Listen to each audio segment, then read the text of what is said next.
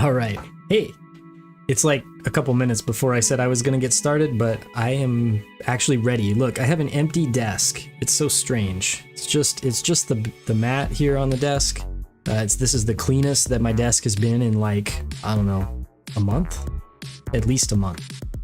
And so I need it to be empty because this box is quite large. It's actually so big that I don't think we can even fit it in the camera shot here.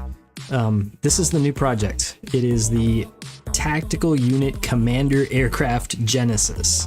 It is a mech that transforms into some sort of space plane. I actually don't know much about this kit. I've actually tried to just like not spoil myself. So I've seen some photos, and that's about it. I haven't watched or read any reviews of it. I haven't opened the box yet until like right now. I put it over here on the table beside me, and I'm going to go ahead and open the box and we'll take a look at what's inside. I don't have a specific plan. It's upside down. I'm gonna flip this over. It's got a big cardboard tray inside. So I'm gonna leave the box over there and grab the tray, and we'll check out what's inside. There we go. Yeah, so as I said, I don't have any plans specifically yet for this build. I'm gonna figure it out as we go. Based on what we see and how it looks. So I think the best plan to start here is going to be just to get out all of these runners in plastic bags. Once again, I probably should have opened it up and taken out the plastic bags away before the stream, just so that we don't hear the crinkling plastic noise. But I did not have time to do that. So here's some interesting colors. And it looks like some sort of action-based type stand as well, which is very fancy and nice looking. I've already run out of space on my desk.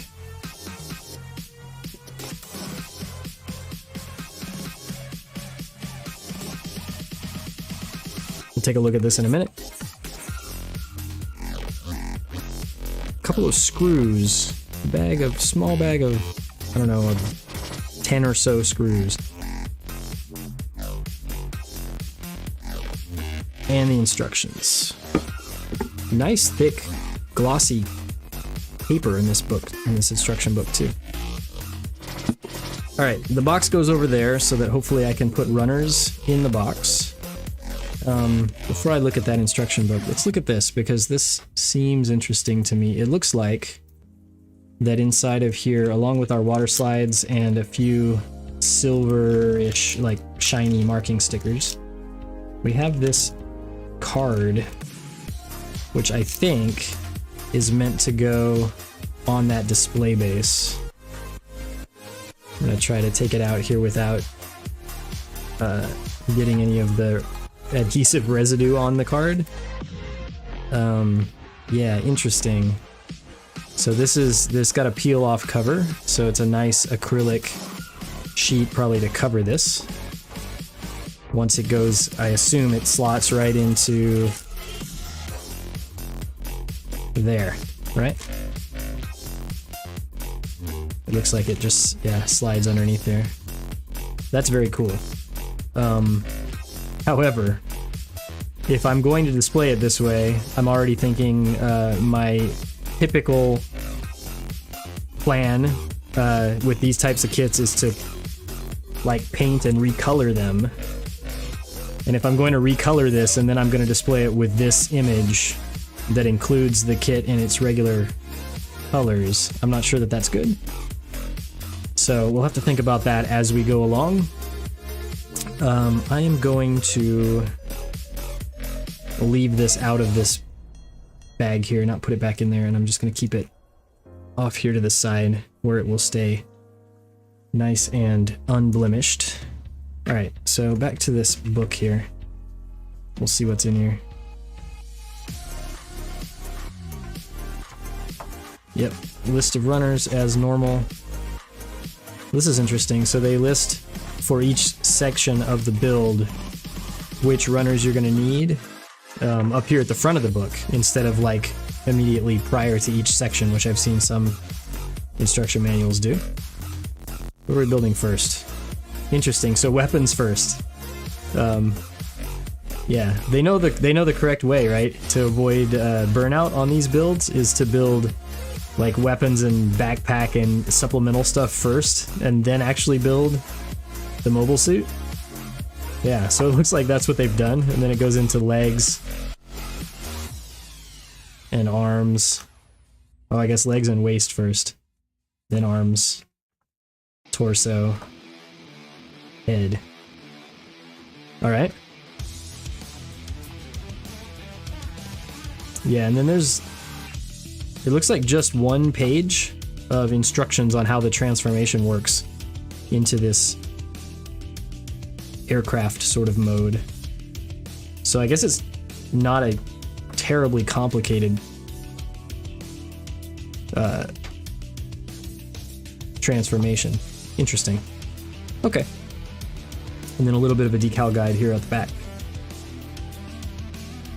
And they are water slides, I'm pretty sure. I mean, I assume they are. Let's take a little closer look. Yep, definitely water slides, so that's nice. Alright, I am going to open all of these plastic bags. So, here comes the noise.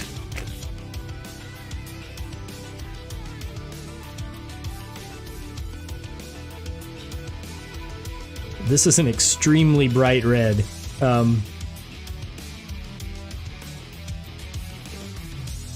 Hey.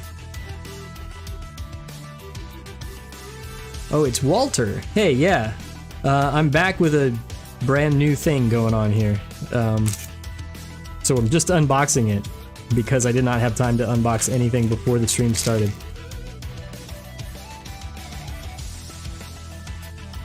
So yeah, this is, I think, the brightest red plastic I've ever seen in person. It is super glossy too. Interesting. We got some yellow. Weirdly, these transparent orange, I'm trying to see, yeah, here's a picture of the mobile suit, right?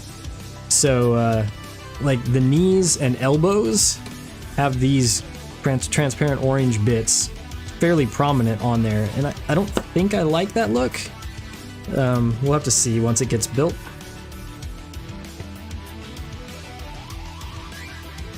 And I'm going to try to keep these mostly in alphabetical order as I go here, just to make stacking them in the box in a minute easier.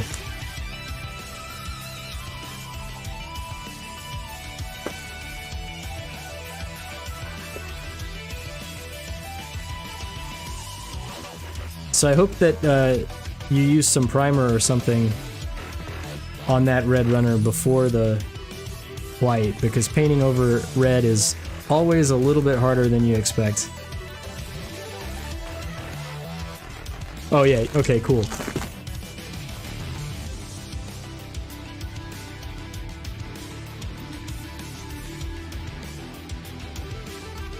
Alright, there's R. I have no idea what these gray parts here are for. They look like maybe like edges of wings, leading edges of wings or something. Interesting.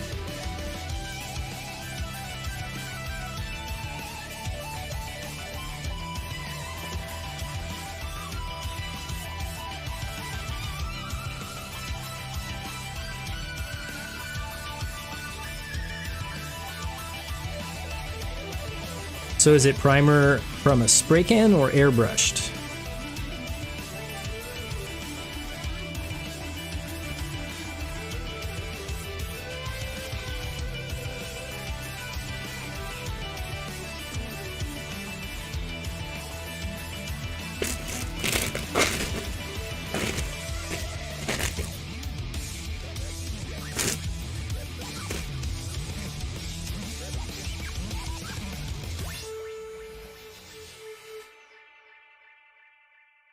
Spray can, cool.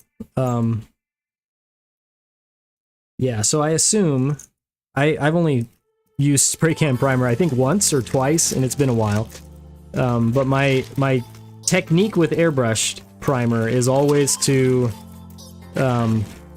do a lighter coat than you think you need, and then you can always go and add more, you know, add a second coat later on. I think with primer I would, or with a spray can primer, I would do a similar type of an approach.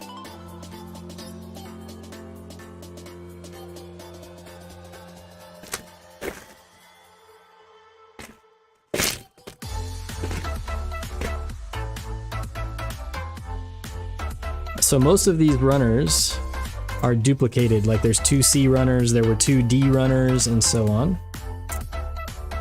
So this pile of gray here that's the inner frame, I assume is mostly inner frame stuff, is getting quite large.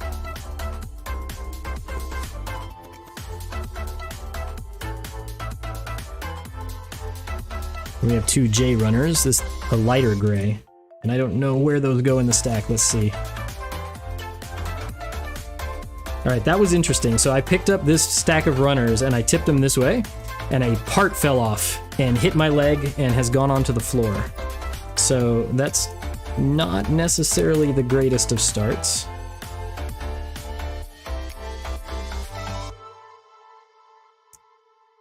I'll be right back. I'm gonna climb around on the floor and see if I can find that and figure out where it came from.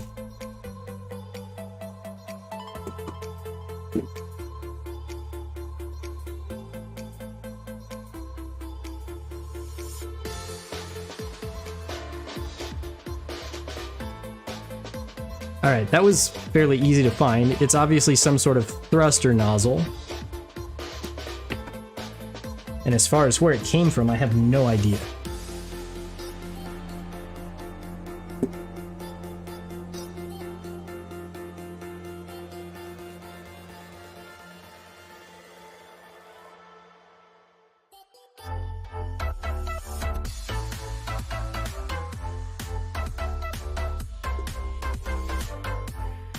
And since it was not obvious, after a quick look through the runners, I'm going to set it off to the side here and hopefully we'll figure it out at some point in the future. Alright, so here was our A runner, it's just hands.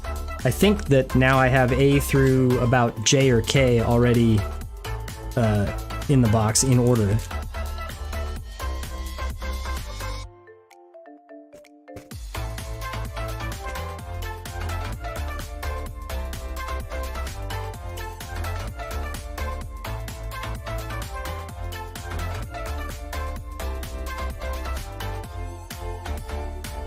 Red to brown, white to green, gray to gunmetal. Okay.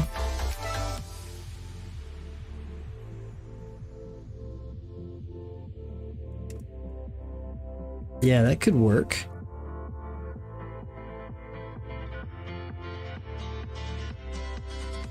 I just noticed all these runners up here next to the letter designation say World Zeros in English.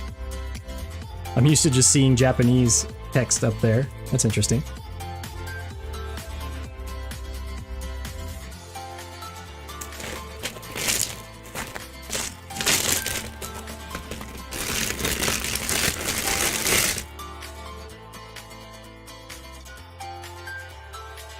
So once again, duplicates of nearly all of these runners. There's our O runner, it goes there.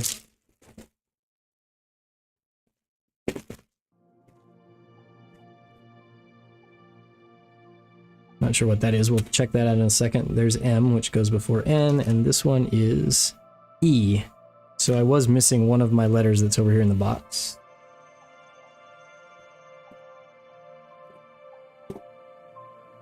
Yep, that one's in the right spot now.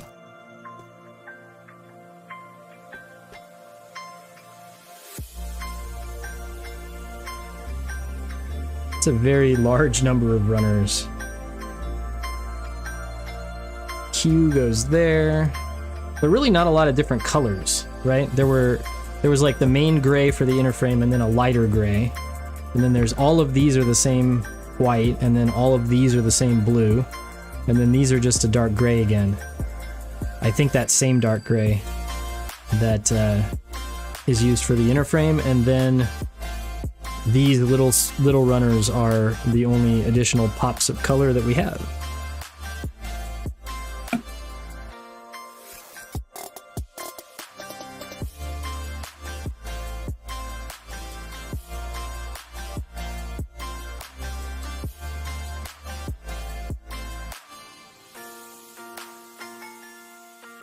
Feels like I don't have an L runner.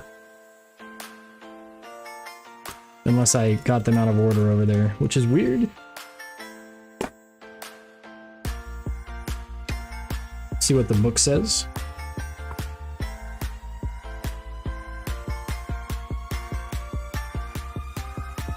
Yeah, JKM. Okay, so no L runner. Cool.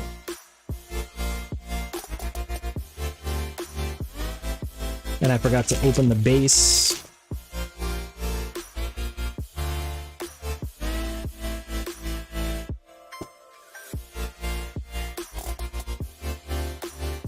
That's the last of the plastic bag sounds, I promise, I think. There's one other runner of clear, actually clear parts. No color on those. And then this must be the structure that goes with the display base. That's really kind of chunky and nicely detailed. Okay. Yeah, that's gonna require some masking and painting work to make that look really good. This is nice, sturdy, glossy plastic too on this display base. I like it. I'm gonna paint over it, but it's actually quite nice just as it is. Cool. Alright, so display base I don't need for a long time probably. Yeah, so this display base, I don't know if you might have not been watching a little while ago when I noticed this. So this was the other bag that came with like the water slides and stuff. It's got this card in it and this piece of acrylic that has a peel off sheet that will be nice and clear once you peel that off. I believe that this is designed just to slot right here into the base. So not only do you have this nice display base, but it has like this image of the kit, or I guess you could flip it over and display it that way if you wanted to as well. So that's actually really cool. But as I was saying earlier, if I paint it and I change the color scheme, then I'm not sure that displaying it with this image makes a lot of sense. So I'm gonna have to keep that in mind. Yeah, that's really cool, right? And I mean, yeah, I guess you could design, like, as long as you had the right dimensions for a card, you could design just about anything else and print it out and slot it in there as well. So, yeah.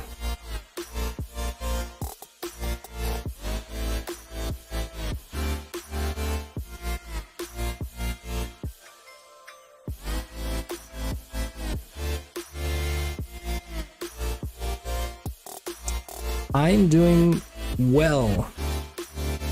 How are you? I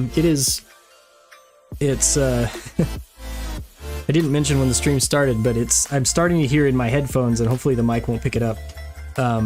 There's a huge storm coming, thunderstorm, outside, and my studio is in my garage, and so it might sound like it's about to blow away, but don't worry, the studio is fine. Everything's good. If you hear loud thunder or other noises in the background.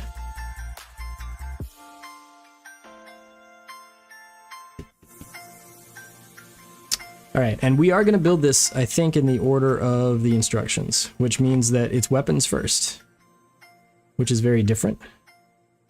But let's go. Nippers.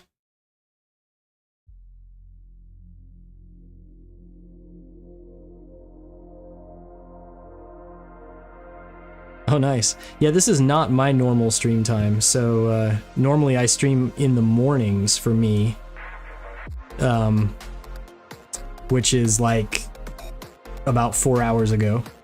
But the school's here on spring break this week, and so my son, who is in junior high, is home from school today, and I had to take him to an appointment this morning during my normal stream time, so yeah, we pushed the stream to the afternoon instead, which feels different. Like, I'll finish this and I'll be like, wait, it's the afternoon now? That's weird.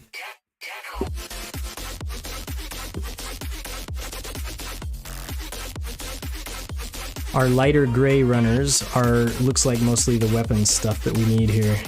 So, although this is the shield first. This plastic is real good. I just built the Zero Gravity Judge prior to this, so I guess maybe I'm becoming that guy who builds like the third-party non-Bandai big model kits. which I guess wouldn't be that terrible of a thing to be. So I'm always interested with these kind of kits, like what the quality of the mold and the plastic is going to look like.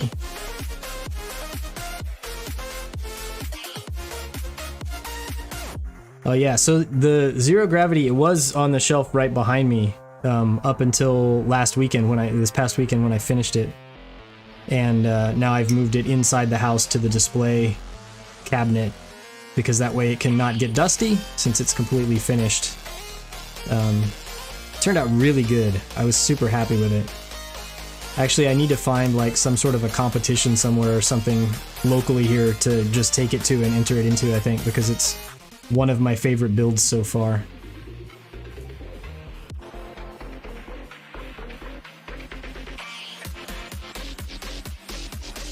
Yeah, so this plastic is really good quality. I think this is better than the zero gravity mold quality, which was already quite good. We'll see how the fit goes once we start pushing some pieces together.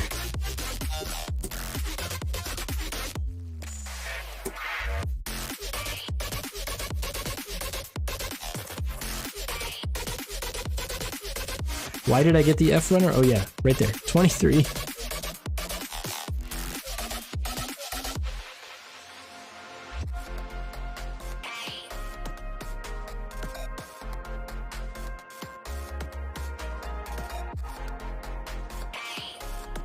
I also have the 3D printer running over there in the background, so if it's creating some background noise, I apologize. I think it should be okay.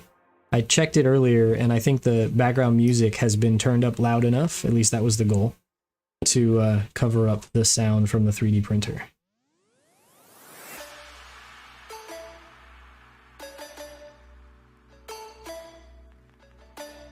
Oh good.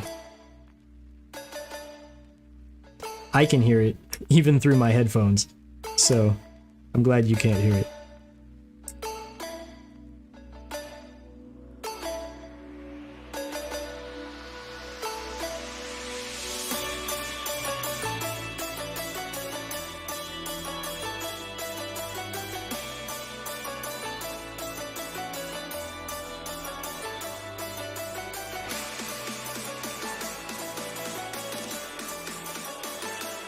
What it's printing is a base for, there's this sort of open standard storage system called Gridfinity. I've got some of it sitting here on my desk. Let me grab it. There's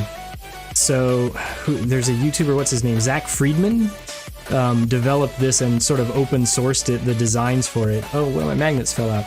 Anyway. There are these little boxes that are standard size, and so you can stack them in a grid like this. And there's versions of the grid that have magnets so that they can snap or, stick into place. So my idea is I've created some custom little bins here to hold, like this one holds my sanding sticks and my glass file. This one over here holds nippers and a pair of tweezers and a hobby knife. And I have two different versions. Well, it's the same one, but I have, two copies of it because I have two different sets of nippers and hobby knives and tweezers that I tend to use. So the idea is to have all of these things in storage down in a drawer over here, and then be able to pull out just the ones I need for whatever part of a project that I'm working on and snap them into a small magnetic base plate that I have sitting over here on my desk. That way I can swap out, like when I'm doing sanding, I've got my sanding tools. When I'm doing like water slide decals, I've got the tools I need for that kind of stuff. But they don't all have to be out on my desk all at the same time. So that is the idea, and the magnetic base plate is printing right now so that I can have that here for my desk. I'm also thinking about designing some paint storage for my different paints that I use as well. Custom, for those size of those bottles. We'll see if I end up doing that or not. Yeah, so this slides in here.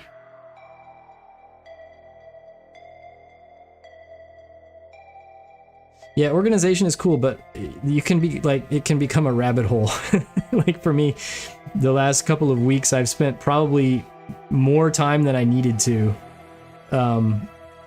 both designing these types of things and, waiting for my printer to print them. So double-edged sword. Like once it's done, it'll be nice, but during the process, it's taking up a lot of time.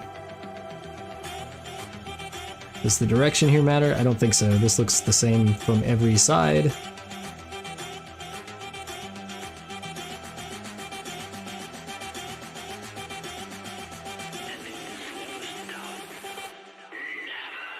All right, simple enough. What else we got?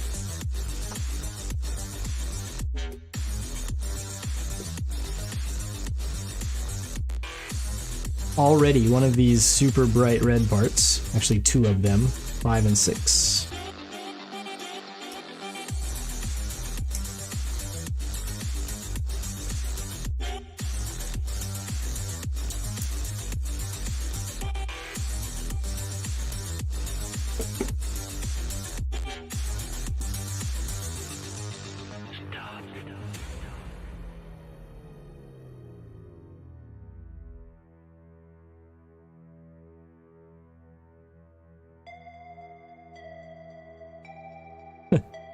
Yeah, so since I'm in my garage, or it's like a converted section of my garage, one wall of this studio, which is the wall this way to my right, is actually the garage door. And so I'm hearing now the wind is like, it's like creaking and making metal garage door banging sounds as this storm gets closer. Let's see. The orientation of these probably does matter. Yeah, this is this side and this one must be the other side. So the fit on these is great so far. Again, if I'm comparing to the zero gravity kit that I just built, like that was, the fit is good, but not nearly as like overly tight as that one was. I was super concerned with that one that once I got parts painted, it was going to be really hard to assemble. And in a few cases it was. I had to go back and shave down or sand off a few of the pegs because with the one layer of paint on them, they were just going to be like way too tight to even push into place.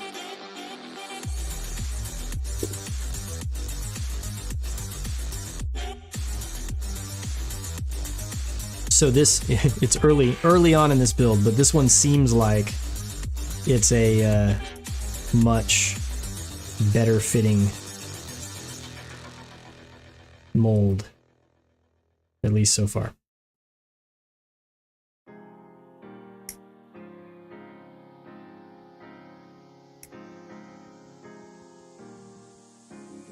All right, we need one more. It's this one here.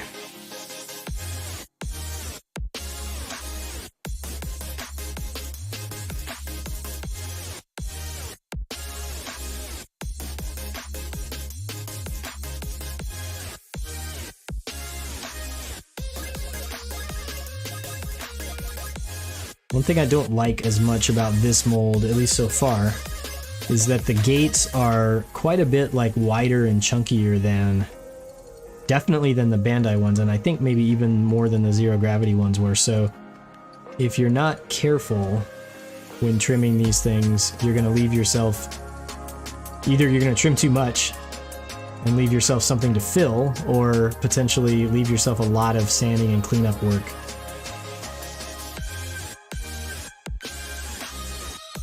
But a lot of the parts are undergated too, so then that becomes less of an issue.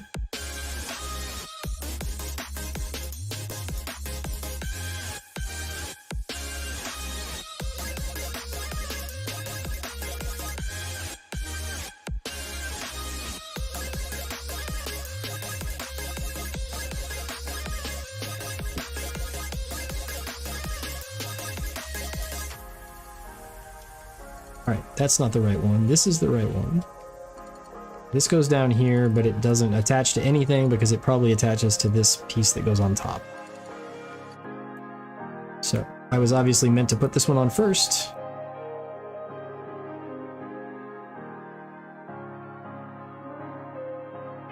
Now that is a tighter fit.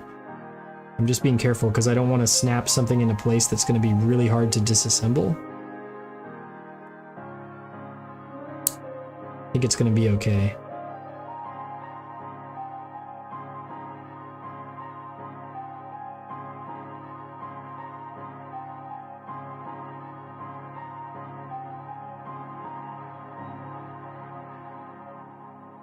And this is going to have a seam line all the way along his edge where those top and bottom halves fit together,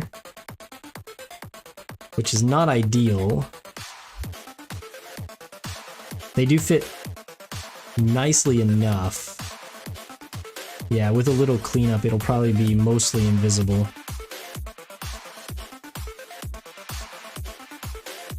Alright, so this goes here.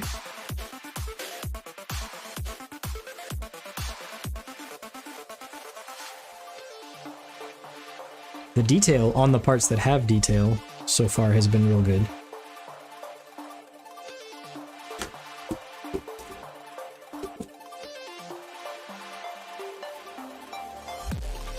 We need E3, which is this one.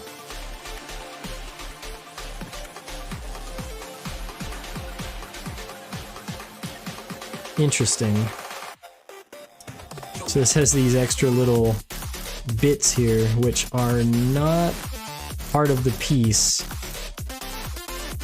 But there are tiny, I think that it matters, but there are very small round nubs that are supposed to be sticking out here and here. Yeah, I think that matters for how the part attaches. Same with these right here. We'll have to see once it fits in, but I believe that that is how it's supposed to go.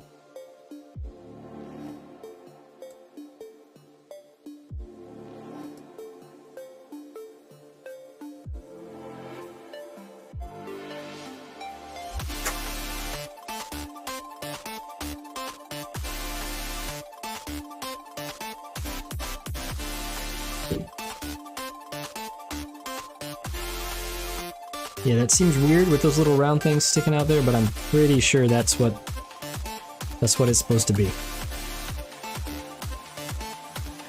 If not, we can always trim them off later.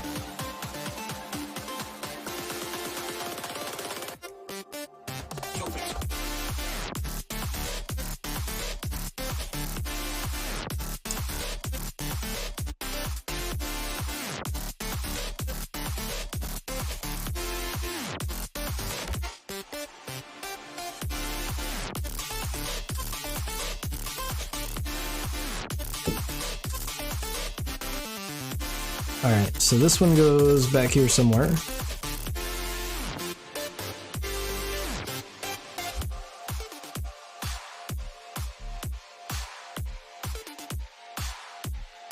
There? Yeah? Yeah, I think so. It actually just sits in there right now. There's nothing to hold it in place. I assume that will be coming shortly. Yeah, next step. And then this one goes here.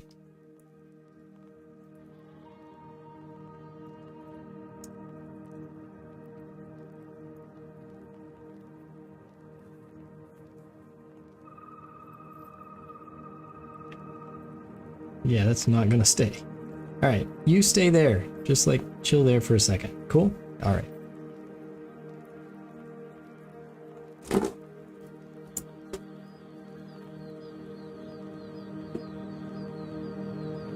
What do we need? S2. So now that I see it next to the gray, this is a different color.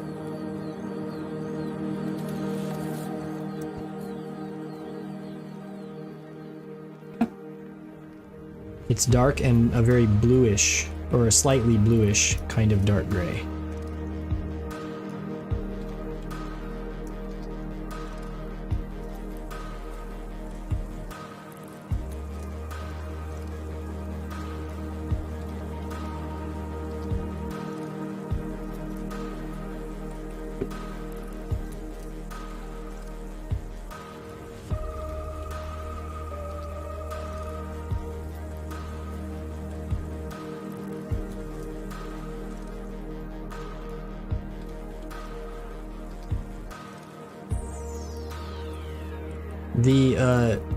These blue god hands I've had for probably longer than their lifespan is supposed to be.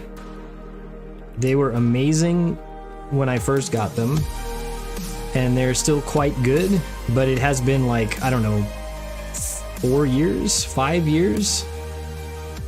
I think I'm lucky because I've heard a lot of people have theirs break, or maybe I'm just more careful with them. Yeah, they work great. I still like them a lot. They probably could use to be like sharpened. I don't really want to replace them because they're expensive. So yeah, a new pair is definitely better than the pair I have right now. But these work still just pretty great most of the time.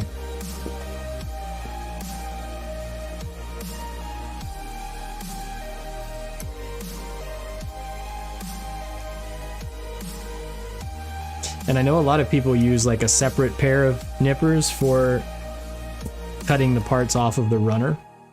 And then they use something like the God Hands to do this sort of final level of trimming. I did that for a while. I've stopped doing that now, mostly because this pair is already kind of old, so I'm less concerned about sort of, you know, keeping them super sharp and perfect, because they're not anymore. But they still work pretty well. So that's good. All right, this is interesting. It wants me to put this here first.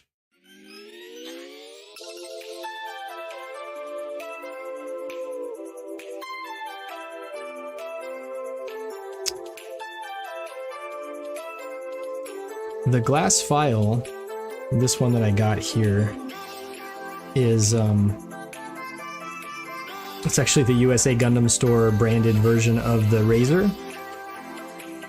I use it occasionally. I don't use it that often anymore.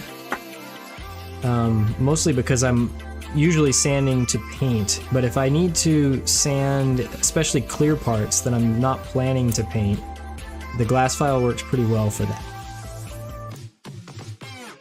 Other than that, I just find it's easier just to use regular sanding sticks.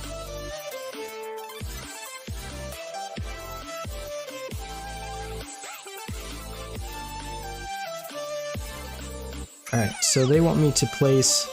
They said the order matters here, right? So yeah, this slides... I see. That just slides under there and then snaps in up there. Right, so we're building what they say is the shield. It definitely feels very much like, and it looks fairly heavily inspired, I think, by something like a Wing Gundam shield, which is really like the front end of a, you know, transformed mode kind of spacecraft sort of thing, or a bird. Yeah, definitely is reminding me of that sort of idea for sure.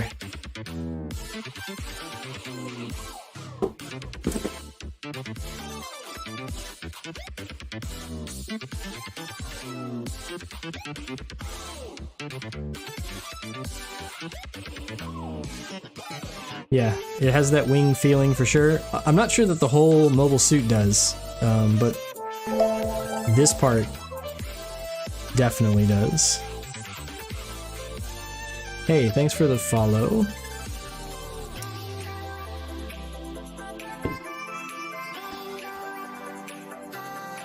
I missed your name. There it is.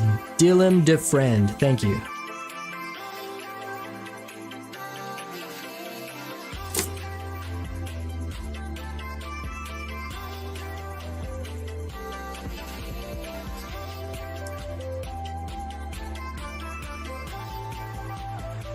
Let's look real quick, because like, yeah, I see the rest of the mobile suit is way too angular to be like a wing type of a design, I think.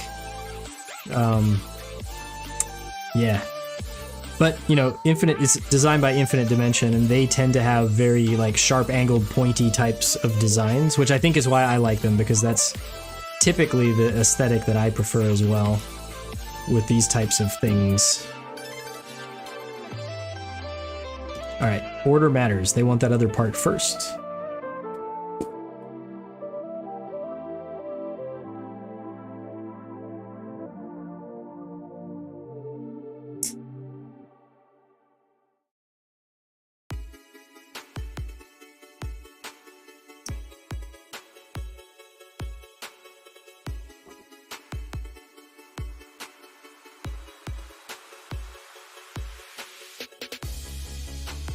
Yeah, it did have some kind of Astray sort of vibes. Yeah, sort of.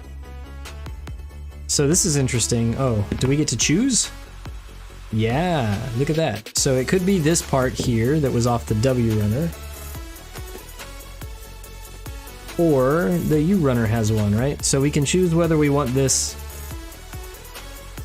It's a cockpit hatch, right? It's on the shield, but let's not kid ourselves. This is the cockpit hatch. Can either be orange or green.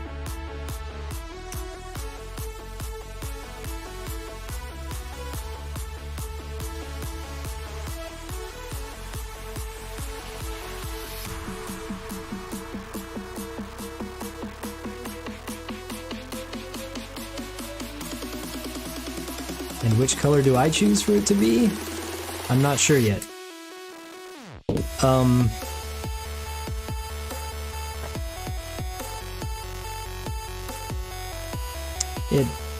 It really doesn't matter right now because I'm going to disassemble for painting in the future, and I could put it back together a different way. This picture here that goes on the display base does not impact my decision right now, so I'm gonna go with green.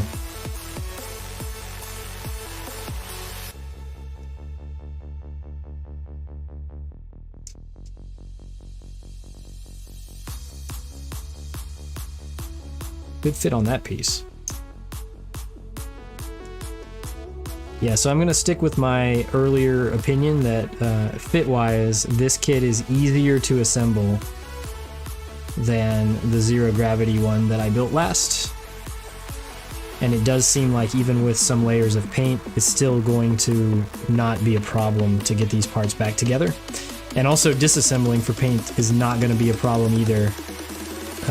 Like it was with some of the sections of the zero gravity kit. Yeah, like there I can just get my fingernails underneath that and pop that up quite easily. So yeah, it's all good. All right, what's next?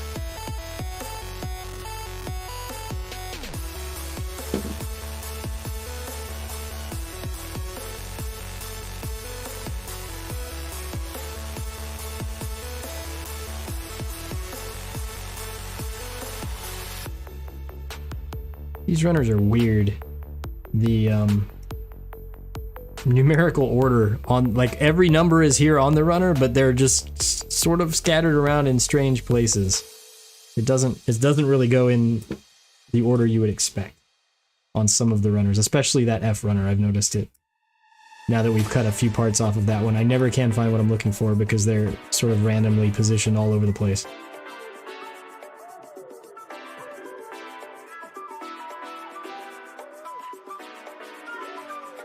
All right, what is this and how does it come off of here with...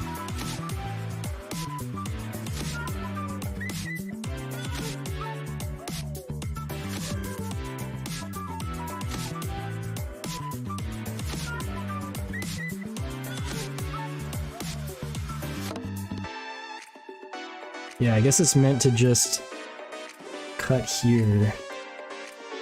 Some of these gates are not obvious. They look like they might be pegs that want to stay on there.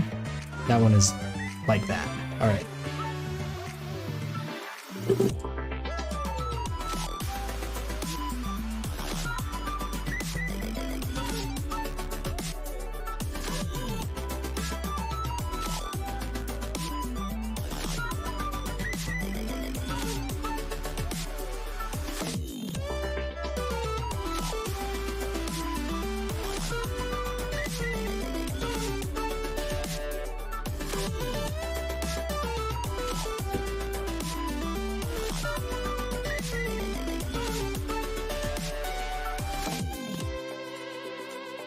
Alright, so that folds down, this snaps on here.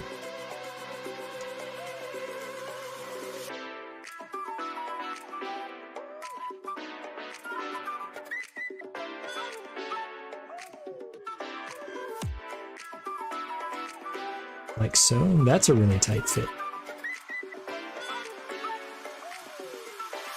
Probably important that it is, because that, I'm sure, is what is the joint that holds the shield onto the arm of the mobile suit, and so yeah, you want that to be a nice Good fit. All right, that is, I believe, the end of the shield.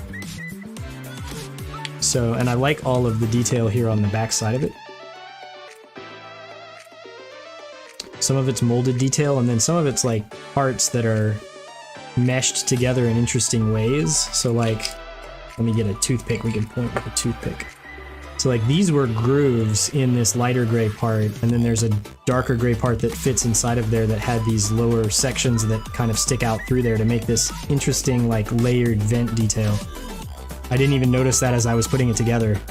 But yeah, that's really cool. Nice.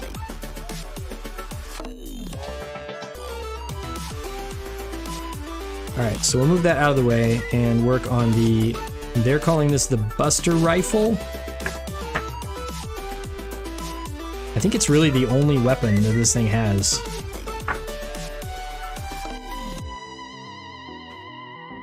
No, I was wrong. There's some sort of handguns, like some smaller guns as well. Yeah.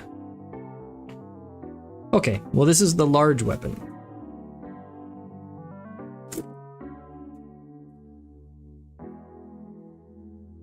And our first look at the blue parts.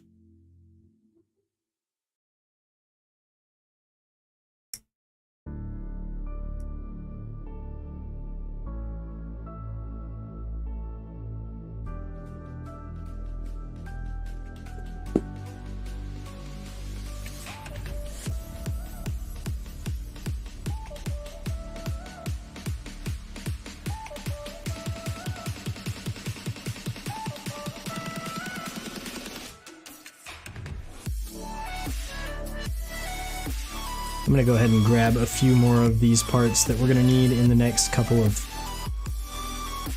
steps here. Just so I don't have to get this runner out right away again. What else?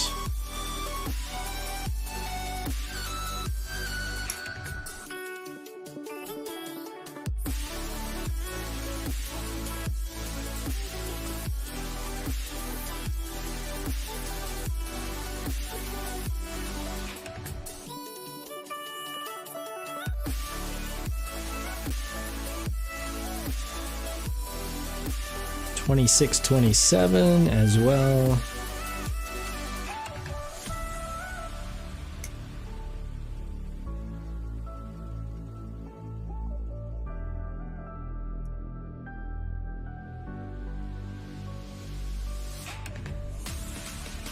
All right, so that should be all for that runner for now.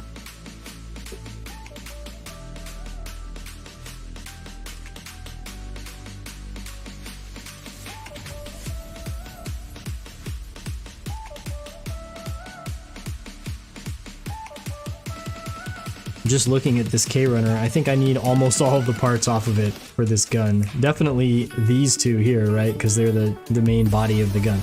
But we're not, that's not even on the page we're working on right now, so I'm not gonna grab those.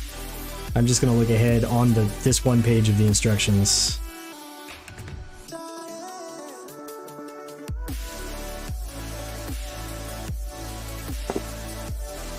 Which one was you? Was it the green? Yes, it was.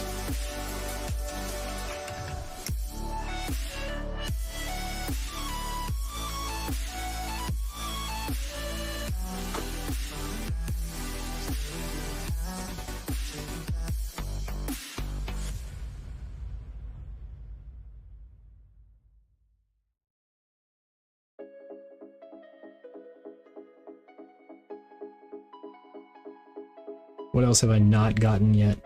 M15. This round guy right here.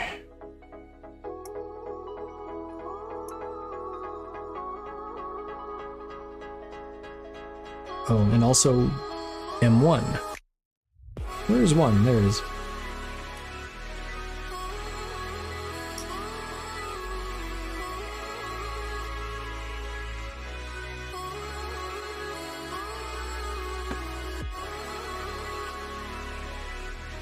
I don't know which runner is W. It's this clear one, that's what I thought. So here's a tiny part that I'm definitely going to lose. so I'm gonna try really hard not to. Right, I'm gonna put it right there on that yellow stripe. And I'm gonna trim the nubs right now and put it right back on that yellow stripe.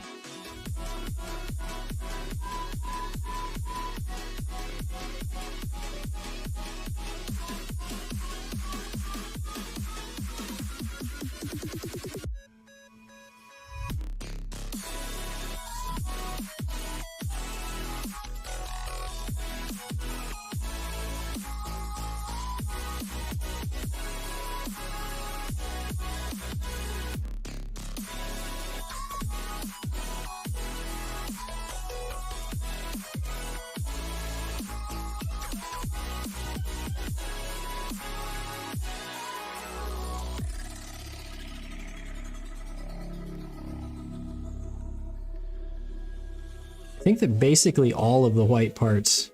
Wait, that's not a nub, is it? Yeah, it is. Okay. I think all of the white parts have been undergated so far.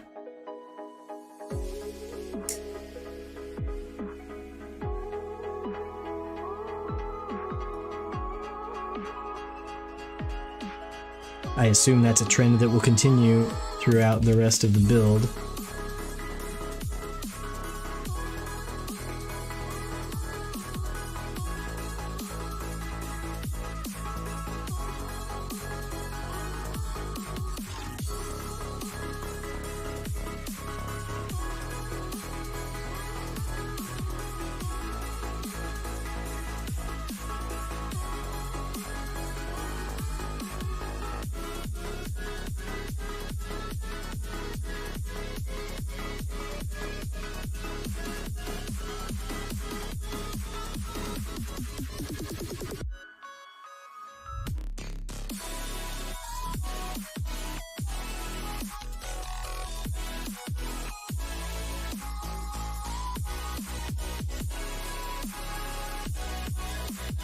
Nice.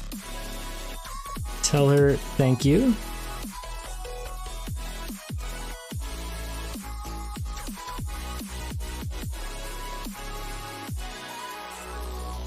And also I should probably point out, like, it's my website in the sense that I made it, but the content on it is like everybody else's, right? And that's what makes it awesome.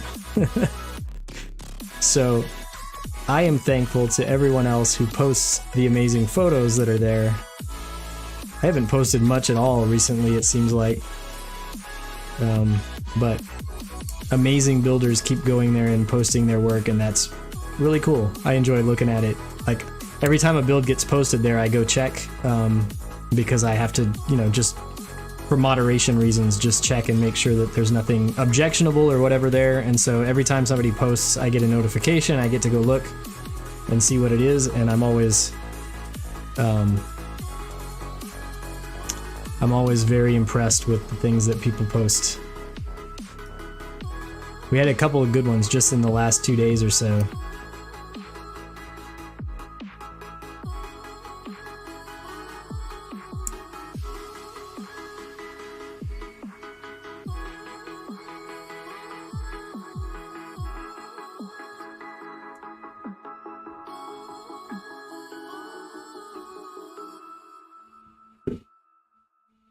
All right, let us actually put some parts together finally here.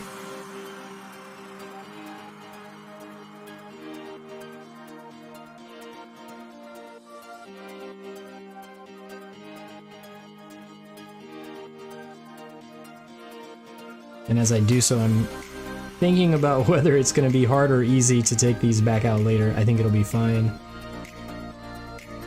Yeah, that's cool. So this is like the little, some sort of radar sighting device that is attached to this giant weapon. And it has 3 little green transparent light type segments there. Alright, and this blue cover.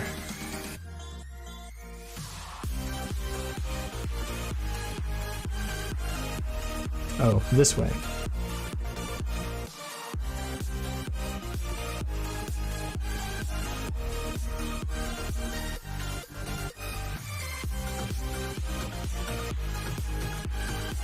right? Yeah.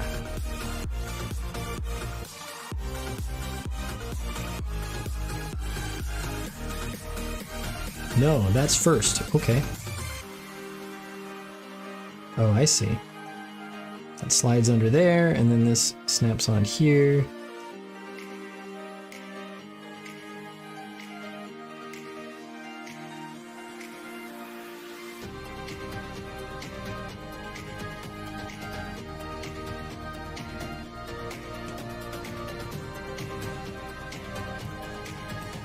Trying to see out my window and see how bad the rainstorm is.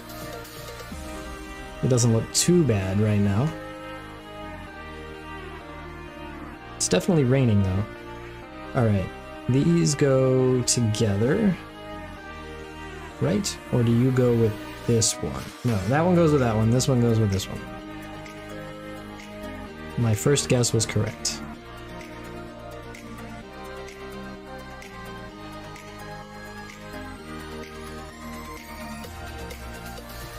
Being super careful not to break or bend this antenna bit.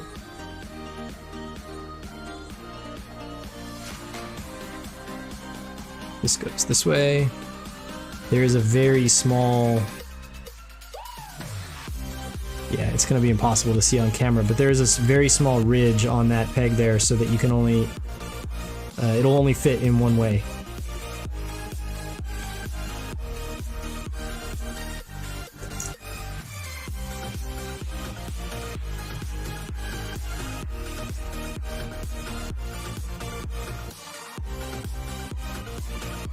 Did I lose a part? No, it's right here. Cool.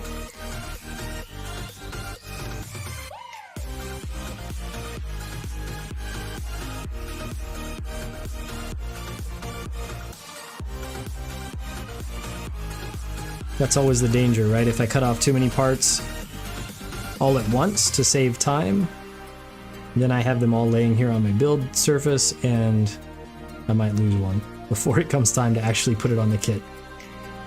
This goes where?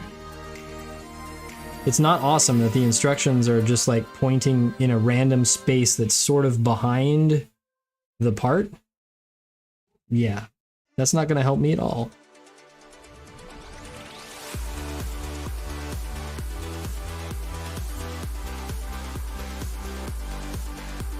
Oh, I see. It doesn't fit because I was missing a part. It goes there.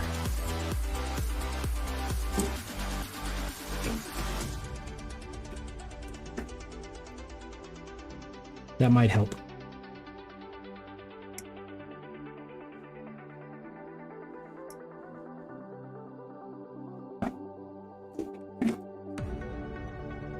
But still, it seems like that step of the instructions is not being extremely clear about how this is supposed to fit together.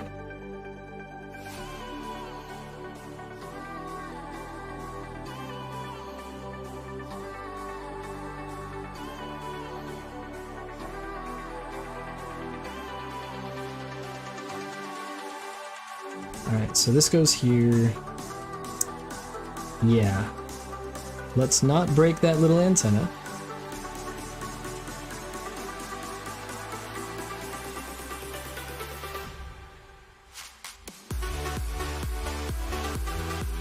Alright, so this is super detailed and really good, but also a bit delicate.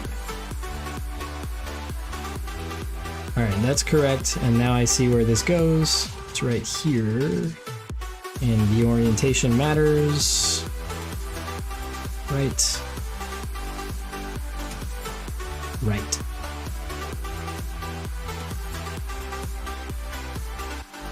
Okay. Does that fold down or stay that way? I guess it doesn't matter at this point. Totally doesn't matter at this point. Alright, and then these go together, and I have still not lost that tiny clear part, which is still sitting on the yellow stripe. Perfect.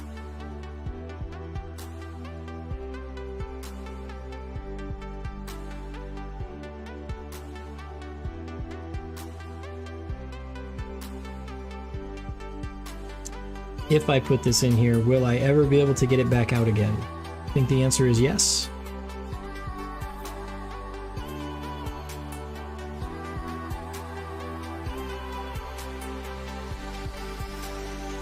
Yeah, in fact, you can slide it in from the side, sort of. That's interesting. Alright, so that goes there, and this covers this front bit.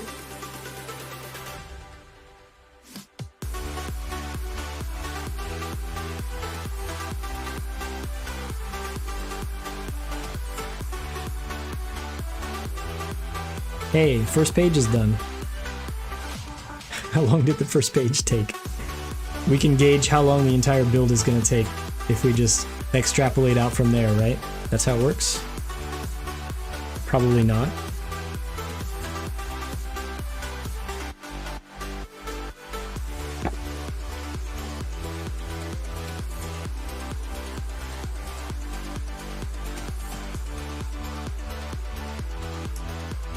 I'm double checking the instructions to see whether it's this one or this one that I need, but like obviously I need both, so let's just get both.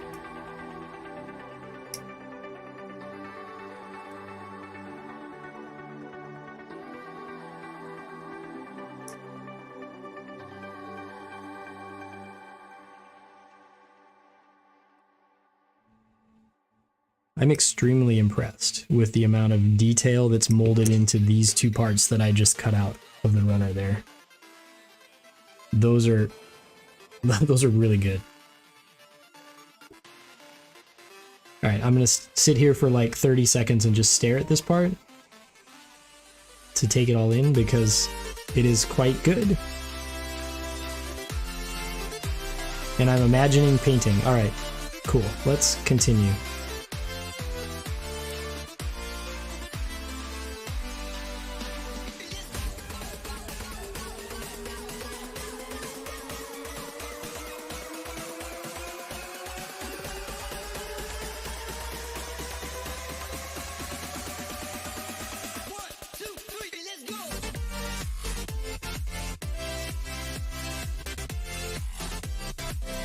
I've almost certainly missed at least one nub here. Ah, there it is. Any more? No. Oh, unless there was one there. No, I got that one. Okay.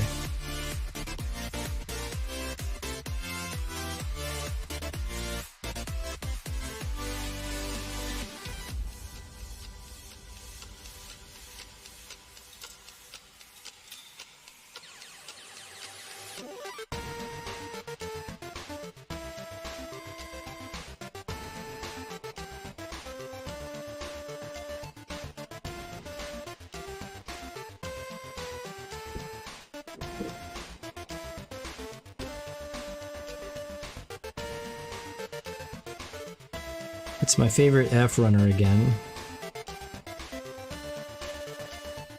which has all of the numbers out of order. Let's see, I need 10 and 24. Here comes a new challenger. Say it be, challenger. Are you prepared to meet your fate? Beware, as what lies ahead of you will either be your destiny. Where is 24? Oh, it's way over here. Of course.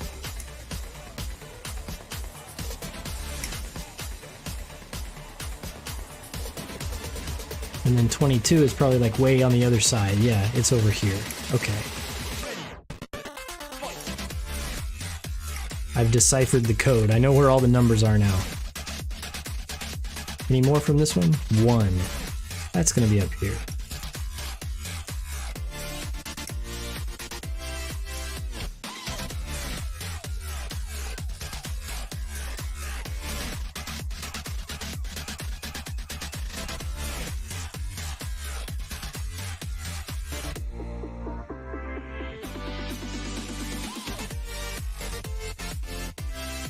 All right. That's probably looking ahead far enough.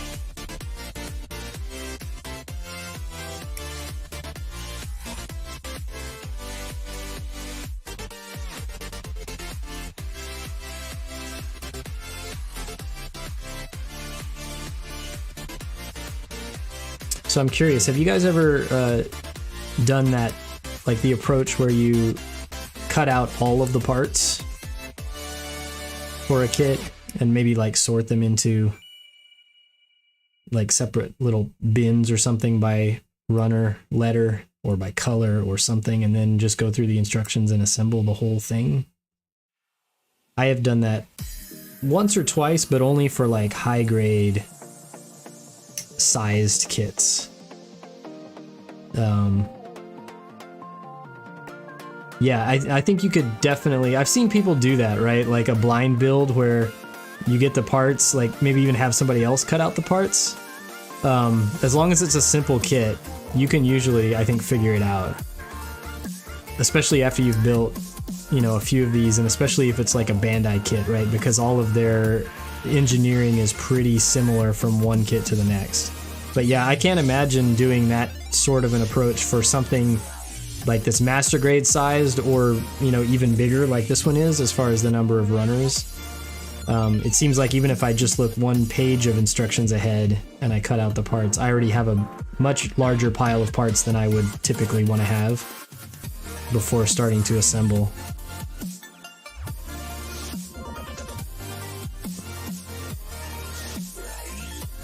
Yeah, right? So I built the Sazabi Verka, and I snap built it, and then I took it apart for painting, and I sorted all the parts into, you know, separate areas for, I think I had them in Ziploc bags for like each arm, the head, the torso, and so on.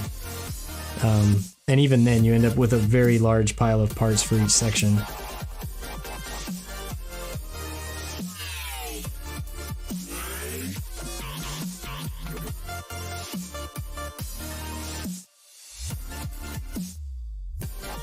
And don't ask to see that build, because I believe that the parts are still like half of them are painted, and they're in bins somewhere in my storage. I actually never did finish building that one. Bodhi Tree 23. Thanks for following. Welcome. We are building this thing, but it's going to be a while because we just started. So the weapon is, I think, what's in our sights for probably today, and then I think the stream will be done because I do have other things I have to go do this afternoon. Streaming at this unusual time for me has kind of thrown my schedule off, but I really wanted to get started with this build, so yeah, here we are. Alright, we can start, I think, assembling some of this, and then I'm gonna have to go and find some other parts as we go here.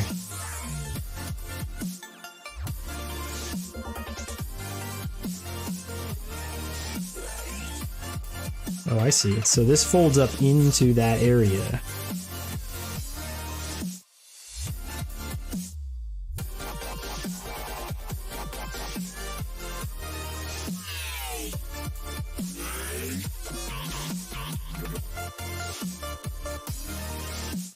Alright, and then we're going to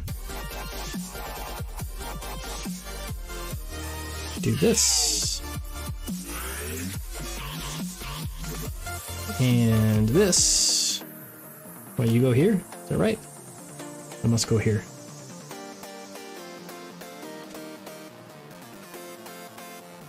I guess. This seems a little weird, but it's right. Okay.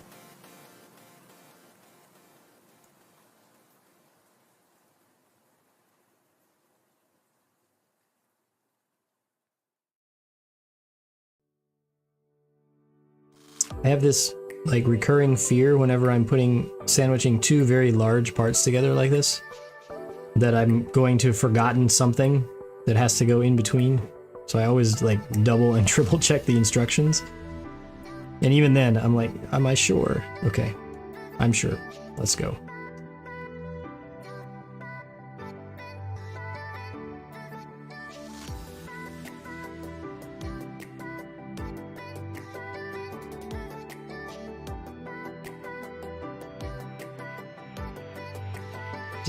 So that little thing that we put up there somehow folds out of this, but that is going to be tough. Here, let's try this just to make sure that I can actually fold this down. Yeah, so it's going to require some tweezers or something, but I'm not even sure what it's for. But we'll leave it folded up inside there for now.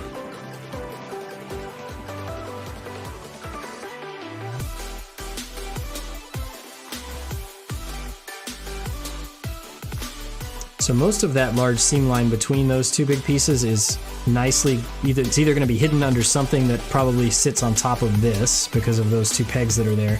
Down here it's hidden in this seam line. Here it's, I think, going to be covered, but up here on the very end of the barrel, it's not covered. So there's this seam line that I'm not happy with there that I might have to turn into some kind of a panel line detail or something before the final assembly. All right, let's see.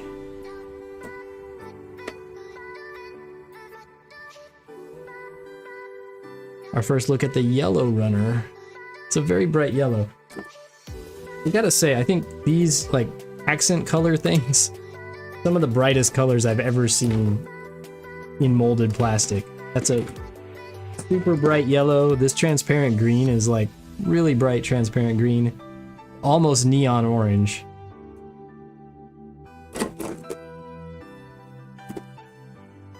All right, yellow. What yellow parts do we need? 3. All right, these little vent covers up here.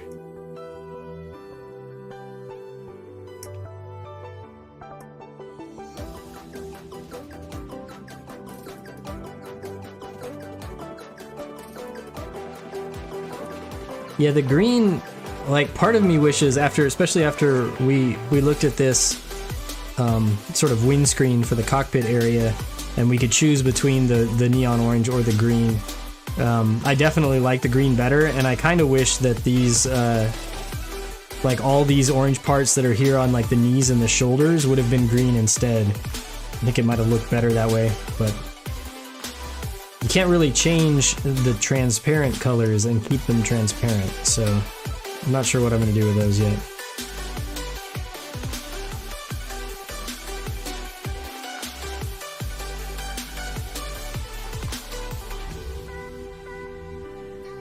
Yeah, the orange and the blue definitely does that, but also it has that sort of angular seed look for sure.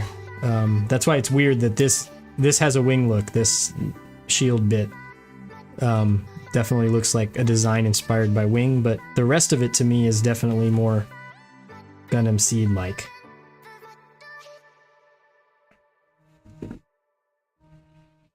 All right, where do these go?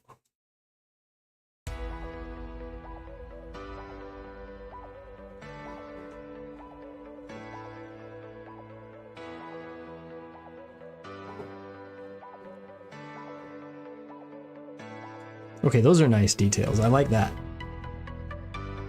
Where'd my nippers go? I'm reaching over here like trying to, without looking, pick up my nippers and I could not find them. Oh, we already have this part. Oh, so this is the gun barrel. I thought it was some sort of attachment peg or something. This is the end of the barrel, which does not help at all to cover or hide that seam line that I was worried about. But, yeah, okay. I see a good plan there. All right, very good. My future self is now happy with how I think that's going to turn out. This just sits on here, weirdly. Or does it flip the other way? No, it goes this way. That's strange. Interesting. Alright, cool. But it's not going to be held in place until I get this other part.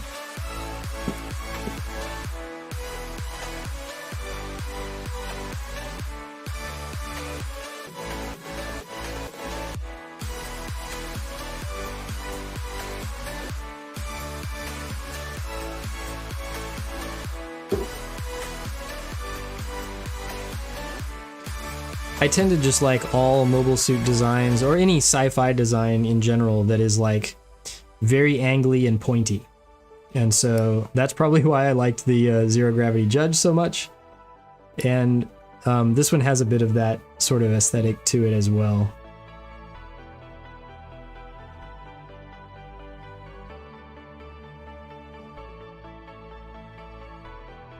Alright, this is really strange. I wonder if something's going to cover the sides of this. So there's this weird gap. I'll see if once I get this pressed in place here, I'll see if I can get the camera to show it.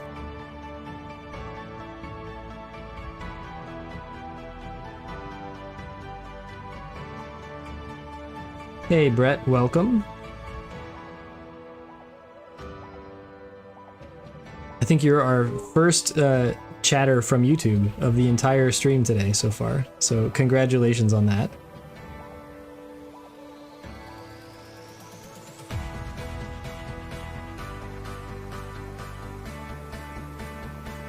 Yeah, so there is this weird sort of gap here, and I assume this will hold down, but this dark gray piece has...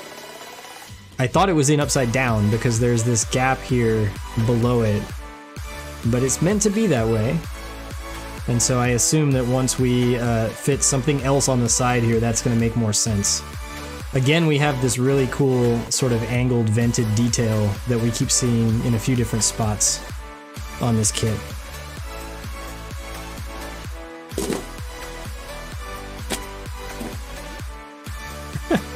What do you win? We should make up something real fast so that Brett can win. I don't really have anything to give away. Just congratulations. Like, maybe, what time is it? I don't know what time it is for you, but like, take the rest of the day off? I don't know.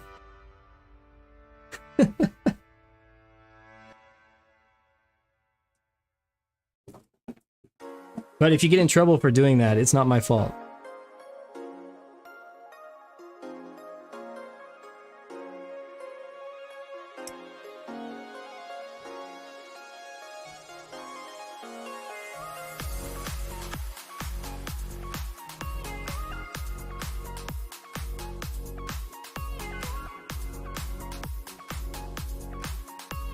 It's funny because I noticed, like, I started streaming to...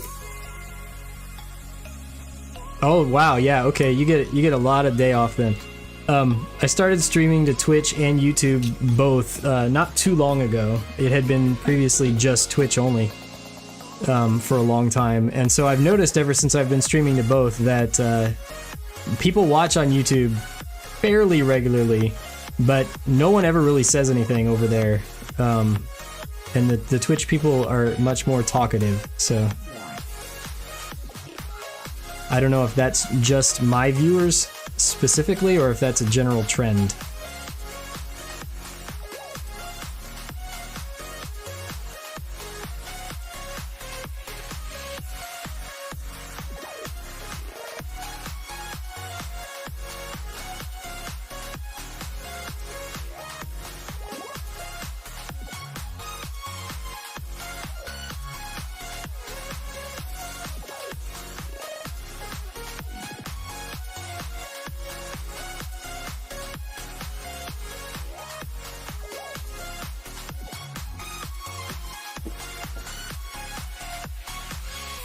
Alright, we get some more of this blue. I really like this blue. I think the more I look at the color scheme, other than those weird transparent orange parts, I think I like the color scheme on this kit, which probably means I'm going to paint it, but I won't change the colors too drastically from what it already was.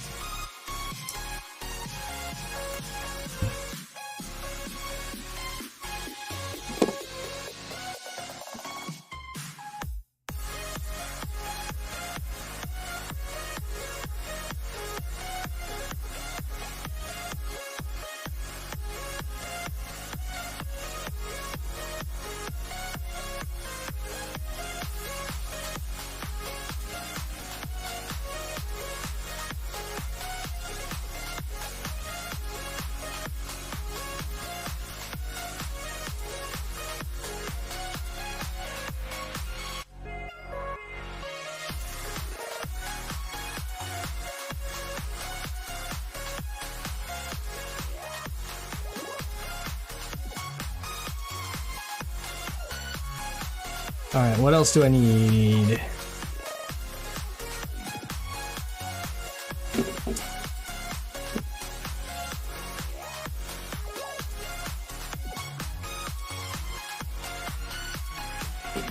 I guess nothing. So these two go together.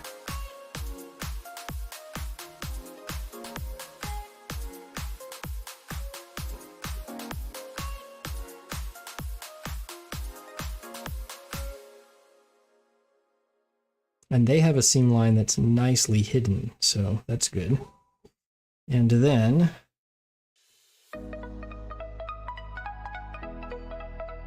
this is unusual. Does this thing slide? This bit slides forward and back, it looks like here.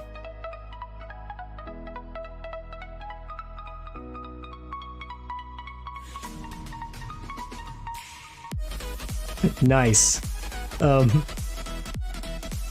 Yeah, beating people in competitions is what it's all about. No, that's not true.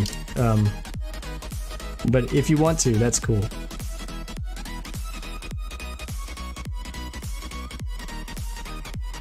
So, since you mentioned the Blender series, what do you want to see next in the Blender series? Because I have some ideas, but I haven't actually filmed anything yet.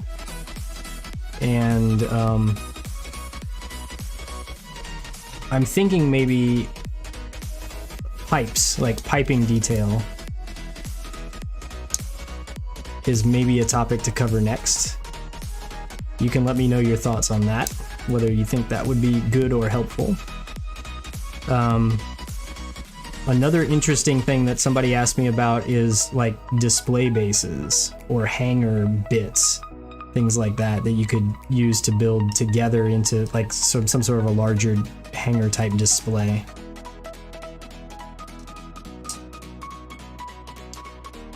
I think those two suggestions are currently the ones that are vying for the next mini series on that Blender Gunpla series.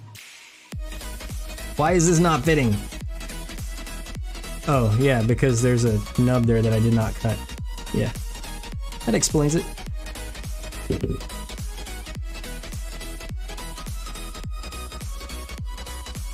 gonna see if I can do this without actually completely removing the part.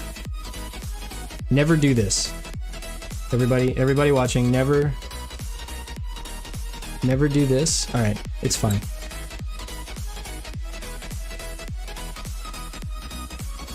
Ah, curvy bits.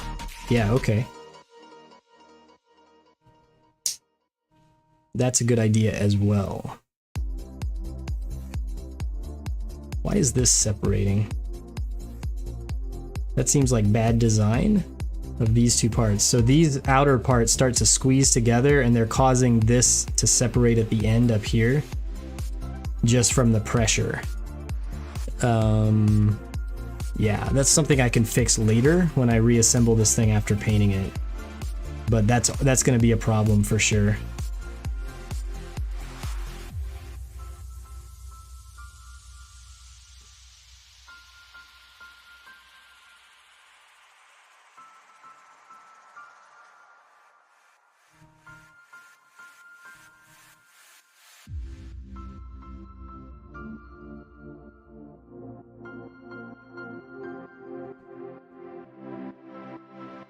Alright, so once I get these two parts actually to stay together as I want them to,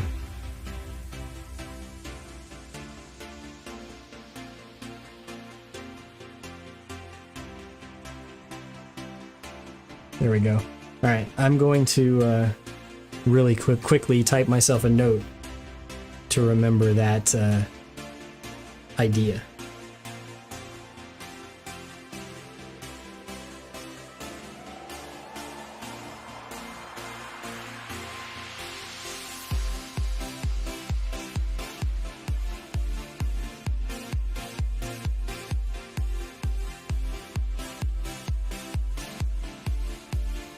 Alright, cool. I'm gonna try to record a next episode of Blender Gunpla later this week is the plan. But I mentioned earlier it's spring break week for my son from school, and so my schedule is a little bit different, let's just say. So I'm not sure if that can happen, but hopefully later this week, or if not, then sometime early next week.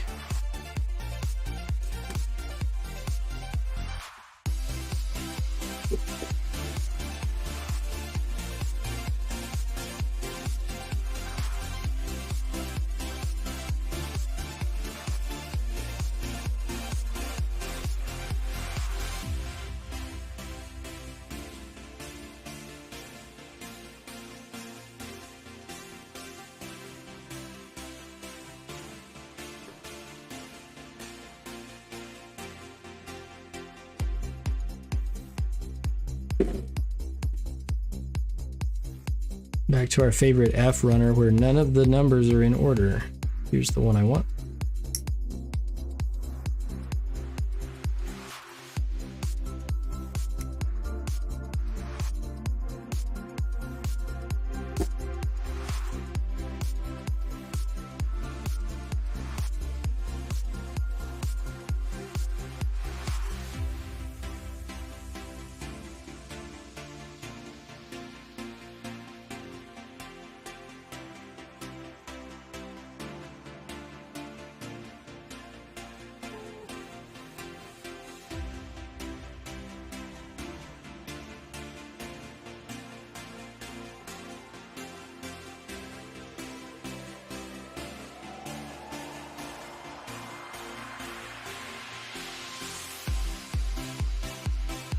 Seems very strange. So, like, I know, Walter, you said that you have been doing some streaming. Like, for me, this is an unusual time slot for me to be streaming in, and it feels different. Like, I didn't think it would, but I don't know. It feels different somehow. So I'm curious if anybody else who streams and then like on a certain schedule and then has changed the schedule, if you notice it. Because like I keep having to look up at the clock to see how long it's been and what time it currently is, and normally I just have a sense of that, but today I don't somehow.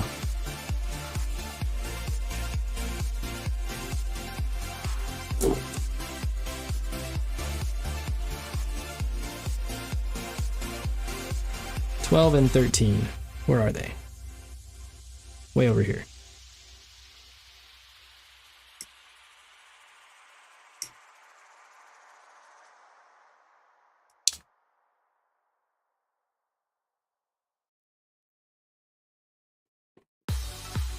I also think that I normally like take proper breaks to drink water when I'm streaming at my normal time.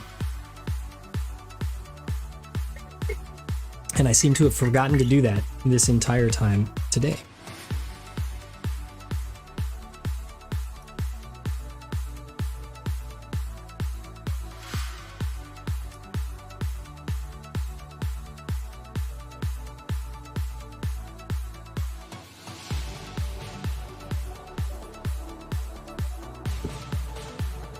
All right. What are we even building here? All right, this goes here, yeah?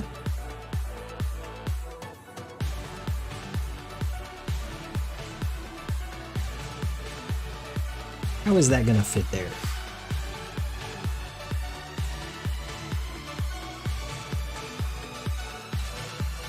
I mean, it will fit, but it has to kind of slot underneath this other part. It seems like they had you build this in the wrong order. I would have preferred to, maybe I can like slide this up out of the way a little bit. Yeah, let's do that. I would have much preferred to put these on first.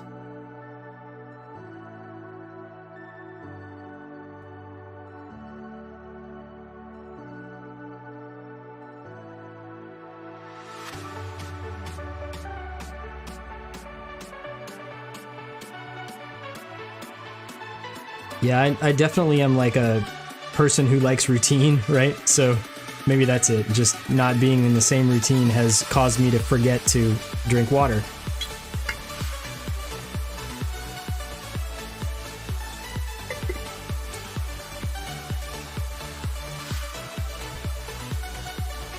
This does fold down. I don't know what for yet. I guess we'll find out. And also these two parts, which I spent so long trying to press together, are still not really perfectly seated here. I don't think it's a problem with the kit. I think it's probably that because I'm not being super careful with sanding or trimming the nubs that carefully. I'm trying to get them, you know, close. There's probably some fit problem because of a nub that wasn't completely trimmed flat that's underneath right there. It's fine. I'll fix it later.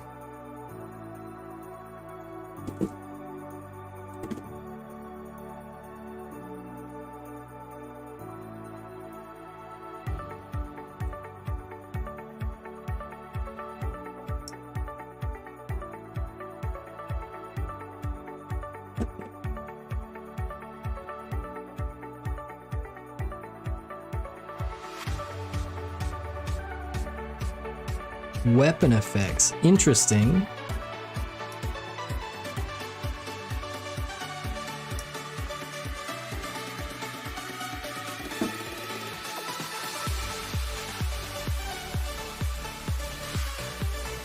So I'm trying to think, like, some of the displays that I've seen that people have built, you know, like diorama type setups for their kits and things like that. Most of the really, like, the best weapon effects that I remember that like stick out in my mind would be really hard to 3D print. Like, a lot of them are more organic than that, right? Like, you create like a smoke effect around like a projectile weapon using like cotton, and then you burn it a little bit with a, you know, candle or blowtorch or something to singe the edges and make it, you know, darker blacks and browns and that sort of thing. Those types of effects are very cool, but I don't think those would be really things you could design in 3D print. I do see like beam effects and things like that you could definitely do.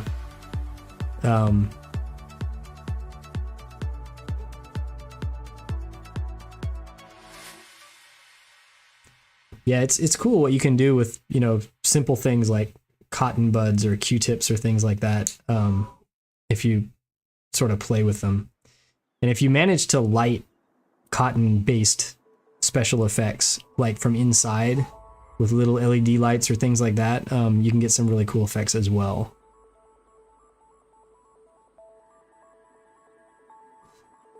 This is so weird. It seems like we're building this gun upside down. Maybe we are. But like all this time it's had in the instructions this orientation and the handle's like up here, and yeah, it seems strange. Alright, so this fits on this side, right there. And then this fits on the other side.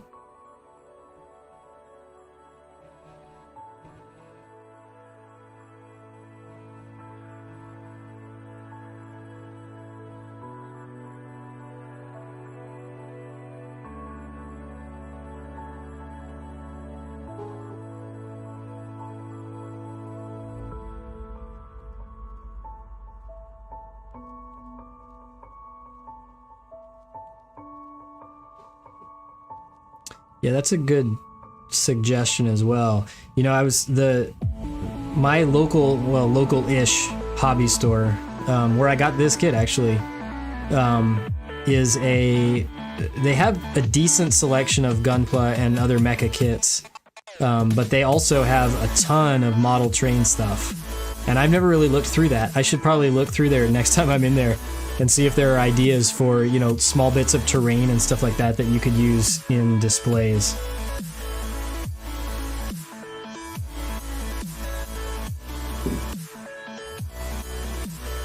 So I built this, but I don't know where it goes. Oh, I see where it's supposed to go. It was supposed to go in there. Wonderful.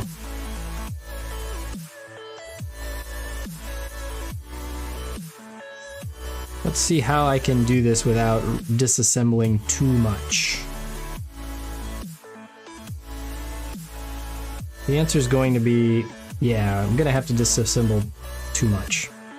Alright.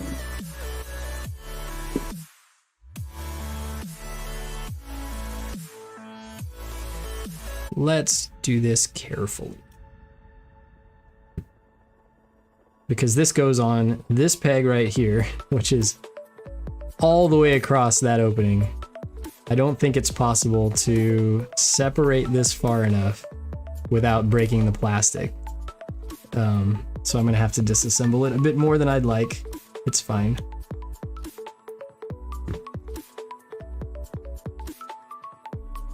It would not be a proper live build if I did not have to disassemble something. I think I've had to disassemble something in every single one of my live builds so far.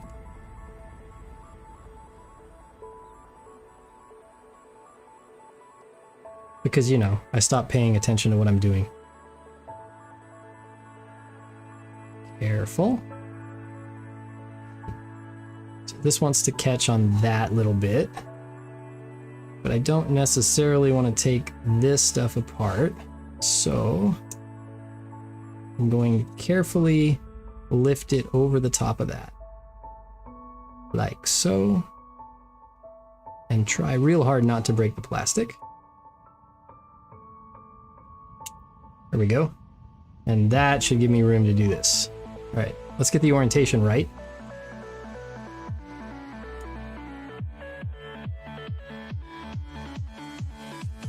Yeah, that seems good. All right, nice.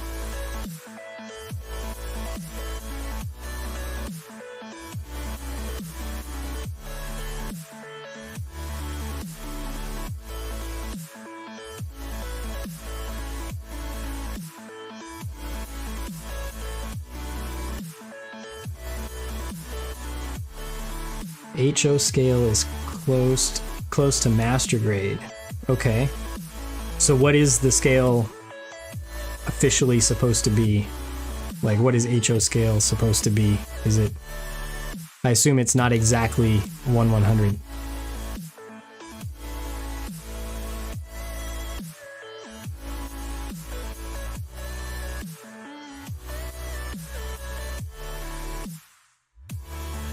It's interesting. This has some weird motion to it that I'm not sure it's supposed to have, but it's probably fine.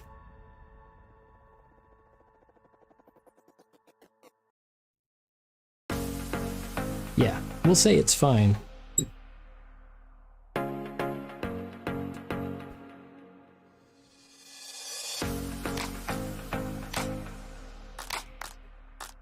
Alright, so the instructions say,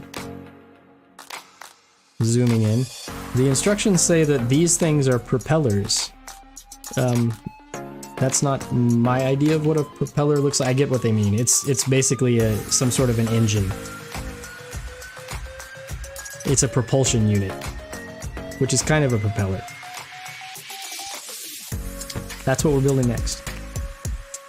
And we're building 2 of them simultaneously.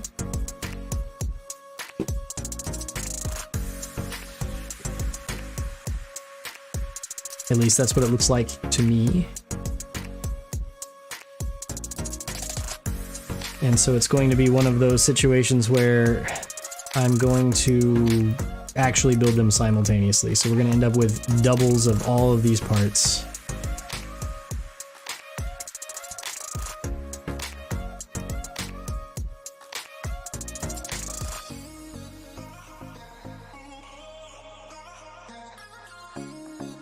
Let me make sure that I don't need anything else off of these runners while I've got them. I do need 13, so let's grab that.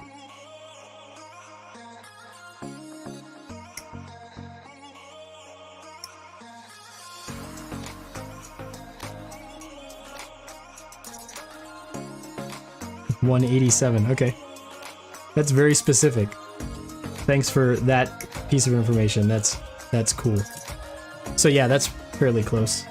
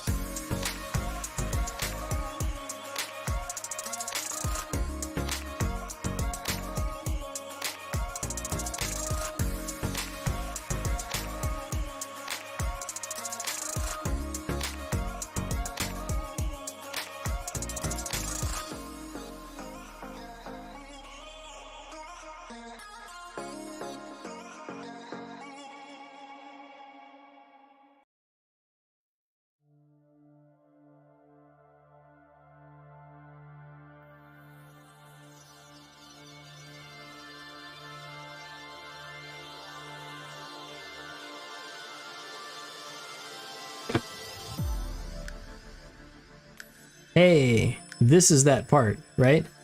The one that fell off while we were unboxing. Here it is. All right, so this is B21. That's the part that fell off. We found it. All right, I'm gonna leave it over there though because I can't reattach it to the runner. But at least now I know where it came from.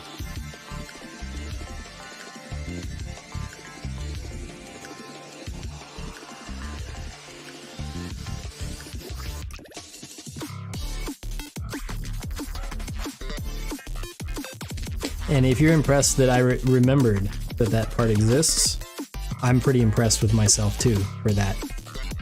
Because that was like an hour and a half ago.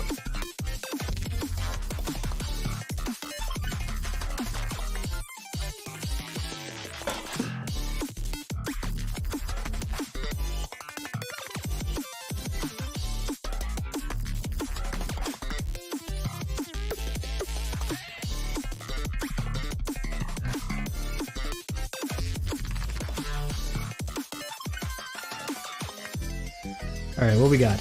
No, we still have more parts to cut. Which one of these weird colors is V? The bright red.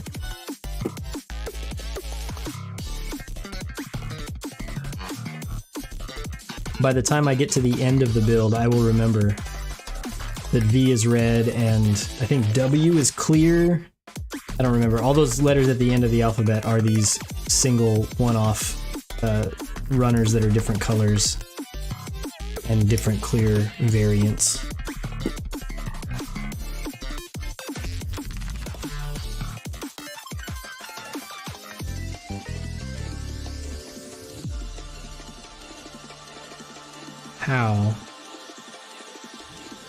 How do you... Okay. So I hate it when I get a part like this that is obviously designed on purpose to make any sort of trimming with nippers impossible. See, they're trying to force me to use my hobby knife, but I refuse. I will not do it. That's close enough. I mean, there are a lot of colors, but most of these really bright, weird colors are, like, there's only a few parts of each color. So there's this very bright red, and there's a transparent green and a transparent orange, which some of them seem to be interchangeable. So like we chose the green here for this piece instead of the orange. And then there's some yellow, but there's not a lot. It's mostly just white and blue. And then the gray inner frame stuff. But I don't know what colors it will end up being when I'm finished. I will decide that at some future time.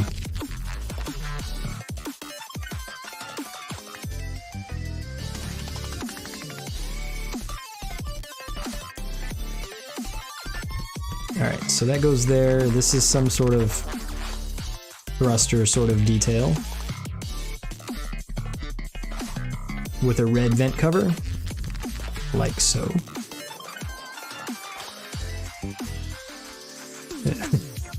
I was about to complain that it doesn't fit flush, but you know, it's because of those weird nubs that were underneath that edge there that I refused to trim properly. So it's not the kit's fault, it's my fault that it doesn't fit perfectly. And my future self will sand and trim and fix that when it comes time to paint. Let's see if I did any better with this one. Hey, I did actually. This one fits better. Cool. All right.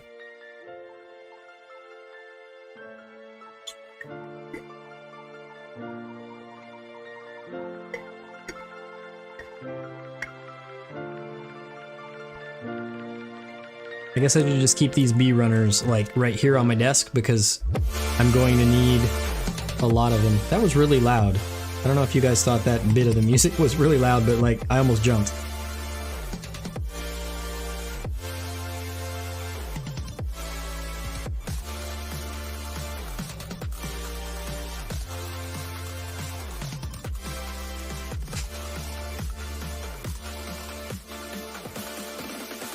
And since I mentioned that, if anybody thinks that the music is too loud,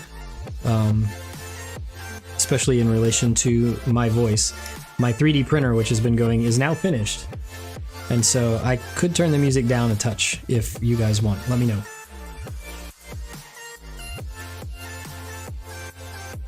I just had it up a little bit louder than usual because I was trying to drown out the sound of the 3D printer.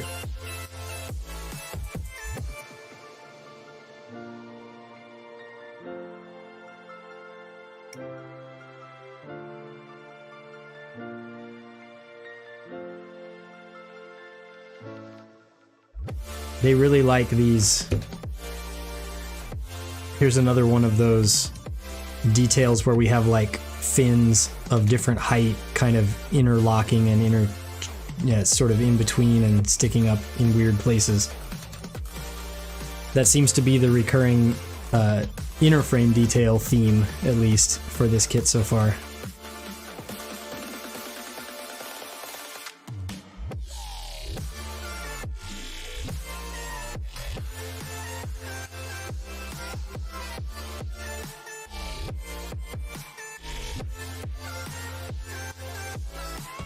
Pretty well balanced. All right, cool. Thanks.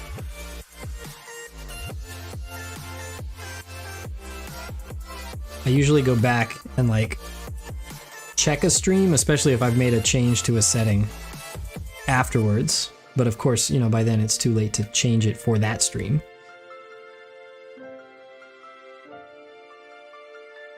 I feel like I missed a part. I did. It's this one here. Yeah? Yeah, this one here.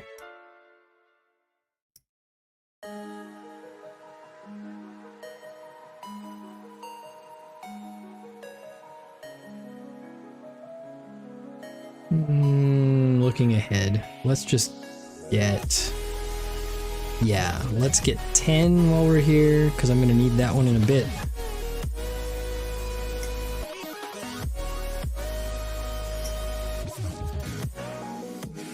And the same thing off of here.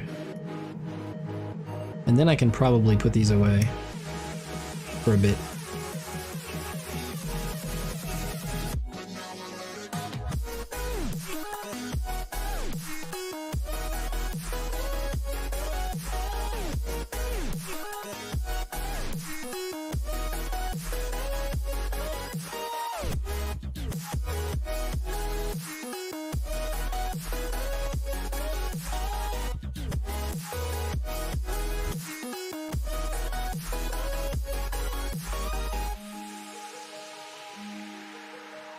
As I work with these parts, I can't figure out what the decision-making process was for when to undergate and when not to. So like on those two that I just trimmed there, this nub here is undergated, which is fine because it's like on this edge that's definitely going to be visible. But then over here, this edge is also definitely going to be visible, and they didn't put, they could have undergated it, they could have put the gate here and did an undergate, but they chose not to. So, for a minute there I was thinking it was every single time that it's on an edge that could be visible they had done it, but that's not the case.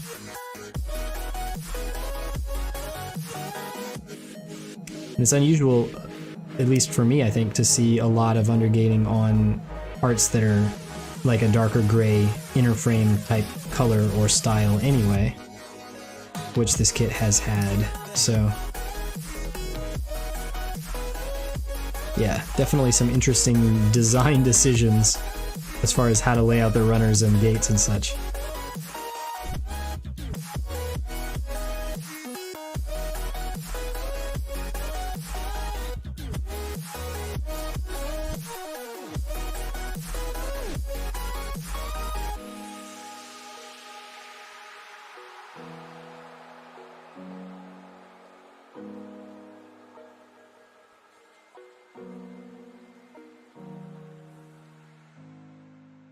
Alright, so we trimmed nubs for 5 minutes or whatever, and now maybe we can assemble some things?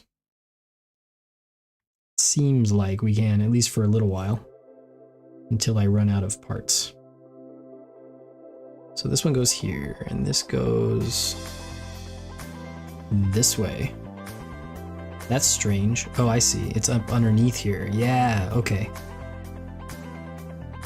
Nice, that makes sense. Alright, excellent.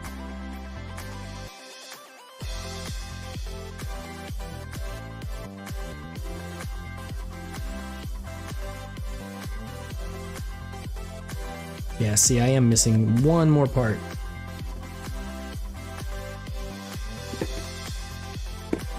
It's the V-Runner, the neon green one? No, that's you.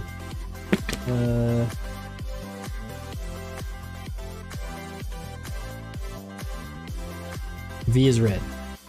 Right. We need these.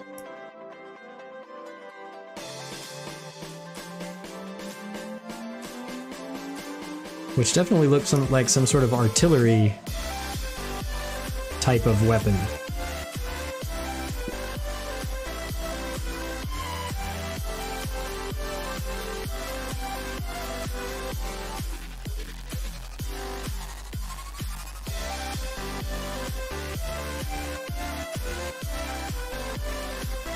Which I was not aware that this has. So we'll have to see how this works out here.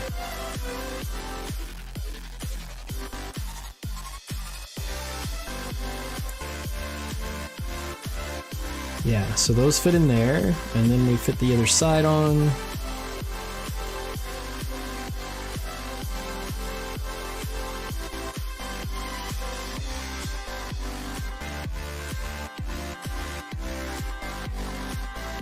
Well, those look like missiles. They must be.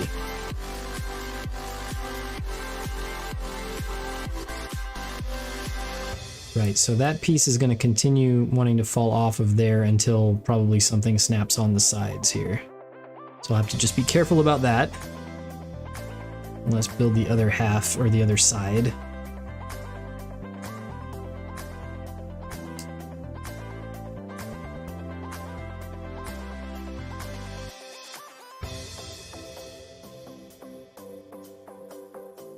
That goes that way, this goes here.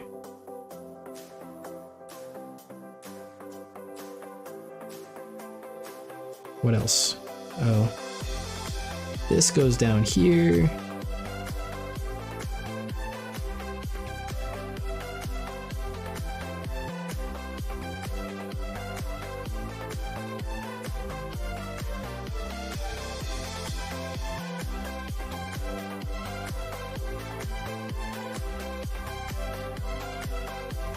I left that piece out on this side.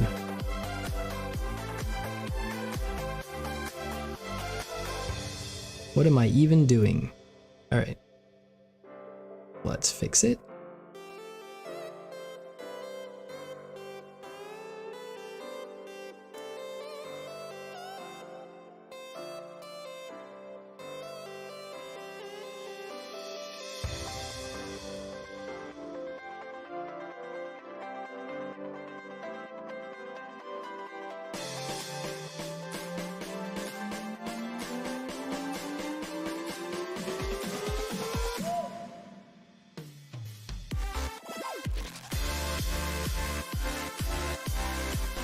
Alright, why did I cut these two parts out? Oh, because I need them next. Cool.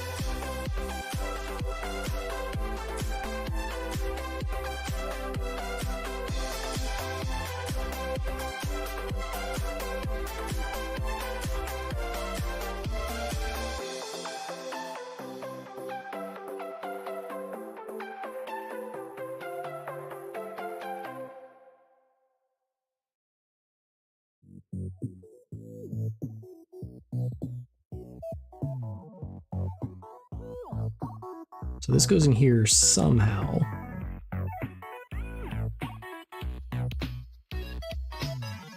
It's not obvious exactly how it fits.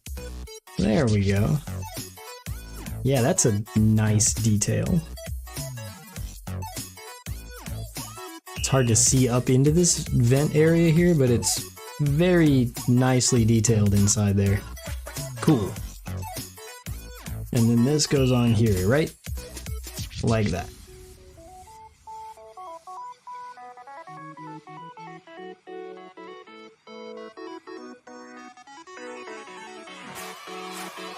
Feel like it maybe needs to slide on a little further, but I guess not.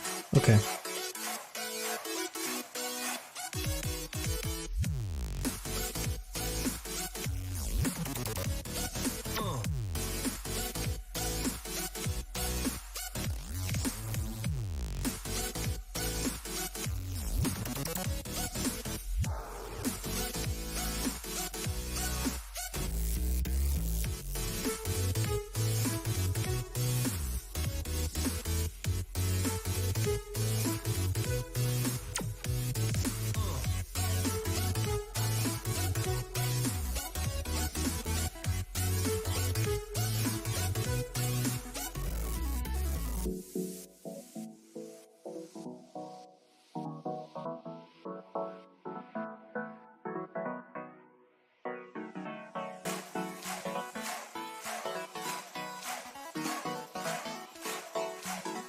All right, so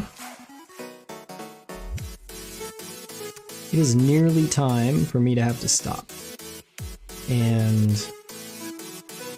so now we come to the time of the stream where I look ahead at the instructions and try to figure out where to stop. And I think what I'm going to find is that there's not a good... Why does my music have children cheering? I don't think there's going to be a good place to stop. Like at the end of completing any specific thing here. Yeah, this is cool. So this is a like a fold-out cover, pretty obviously, for these missile weapons, projectile weapons of some kind. Almost certainly that's what that is.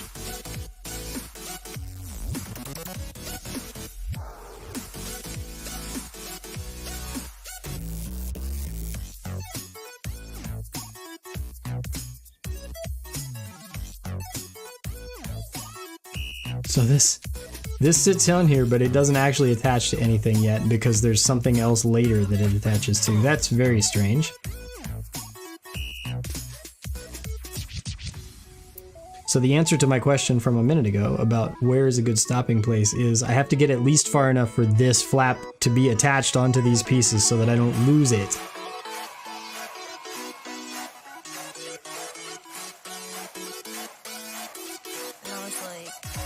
Yeah, I don't know that I'd call it little, but yeah, it's been quite good so far.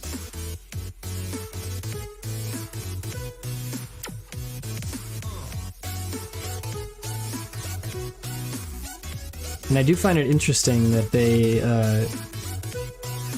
if you follow the instructions in order, they have you build the weapons and accessories and things first.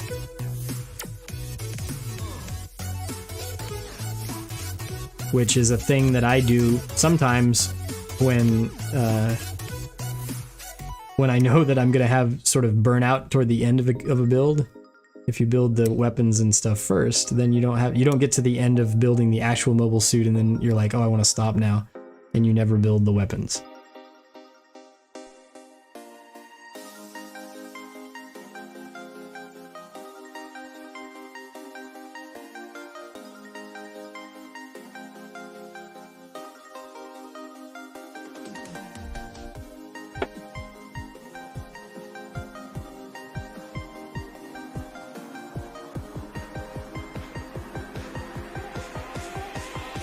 Yeah, maybe that's what these are. Like flares, but they also might just be, you know, like missiles, like Gundam Heavy Arms style missile pods, right?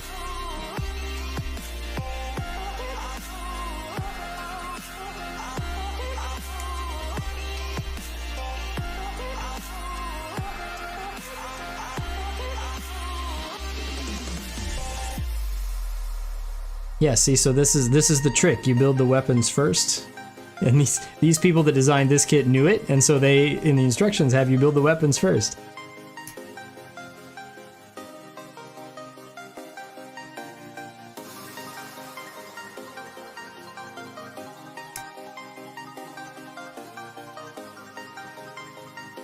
I think it was the real grade full armor unicorn.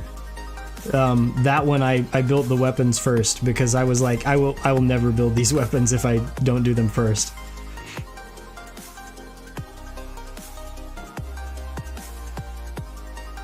There were so many of those things, and like repetitive, right? It was the same thing over and over again.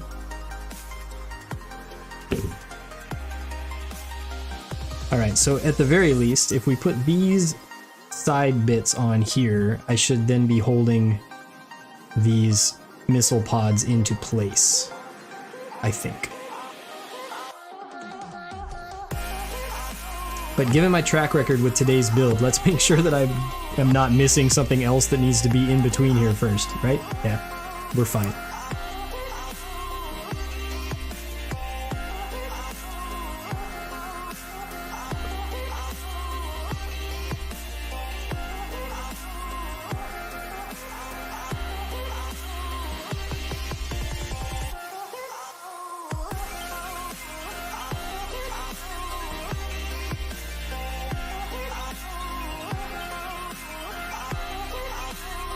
this front bit of these wants to just fall off.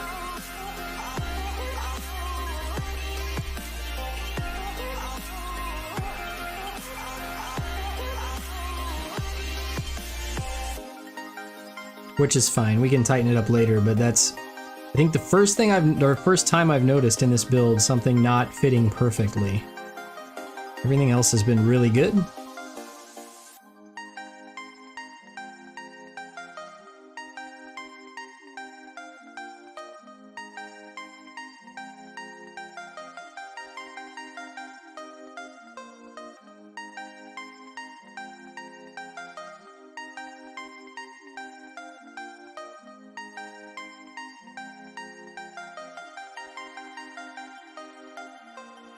Yeah, that's a trick that I use too if I'm building and not streaming.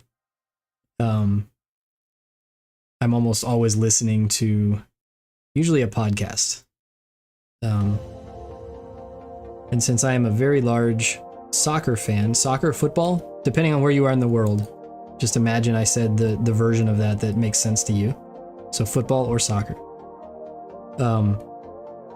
It typically tends to be those types of podcasts that I listen to. So like soccer news, football news type podcasts while I'm working on builds.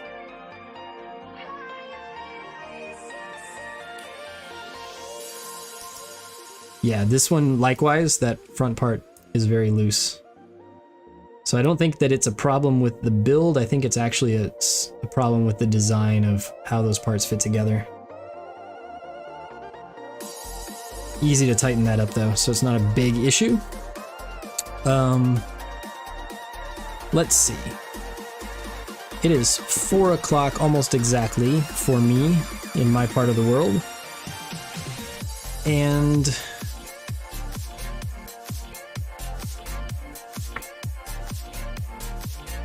if we just do like these last two little connection bits, I think we will be we'll sort of be done with these things, which are propellers. Definitely, that's what the instructions say. They're propellers. Yeah, we'll call them thrusters. So yeah, we'll do these two little bits, and then next time we'll start with the next page, which is, it looks like some handheld, like little pistol guns. Like, yeah, maybe this guy, he's got 2 of them, right? So he can dual wield pistols, which is always an awesome look for mobile suits. My Dynamis is actually posed in that pose, dual wielding his little small guns.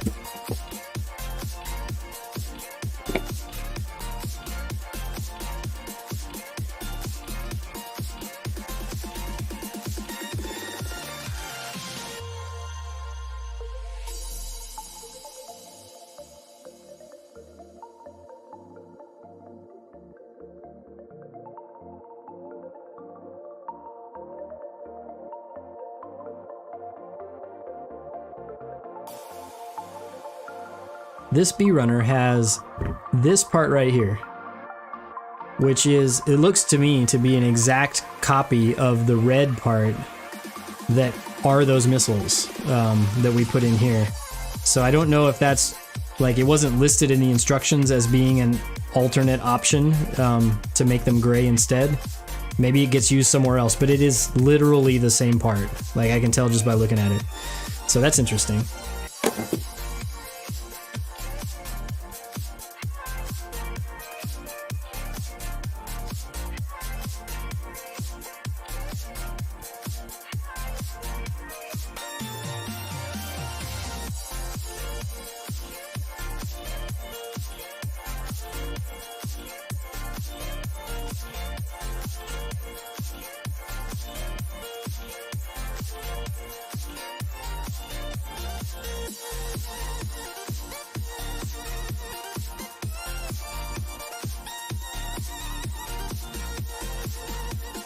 We need 7 and 8 off of this runner that I can never find the parts on because the numbers are all in weird places. Alright, at least 7 and 8 are next to each other for a change.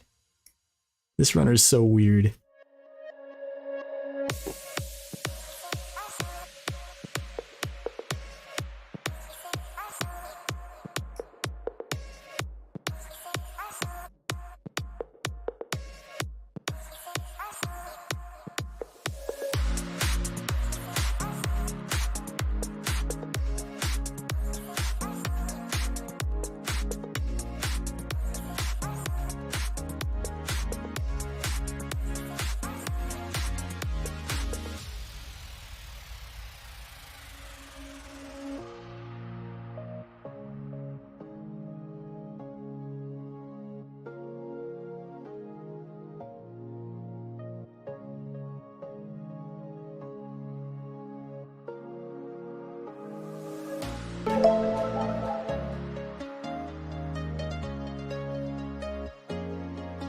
Just soup for my family.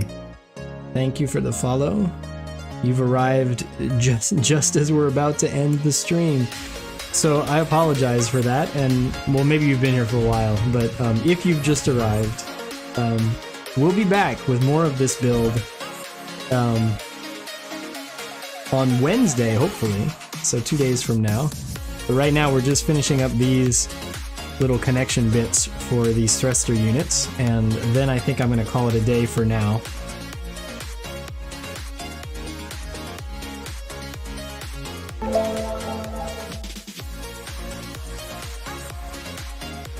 And BT Crates is here as well.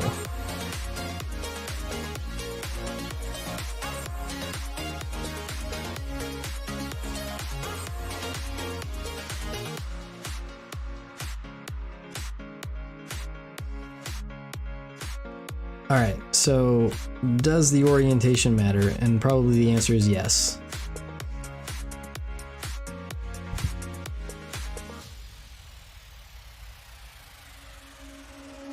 And there's a huge roll of thunder outside.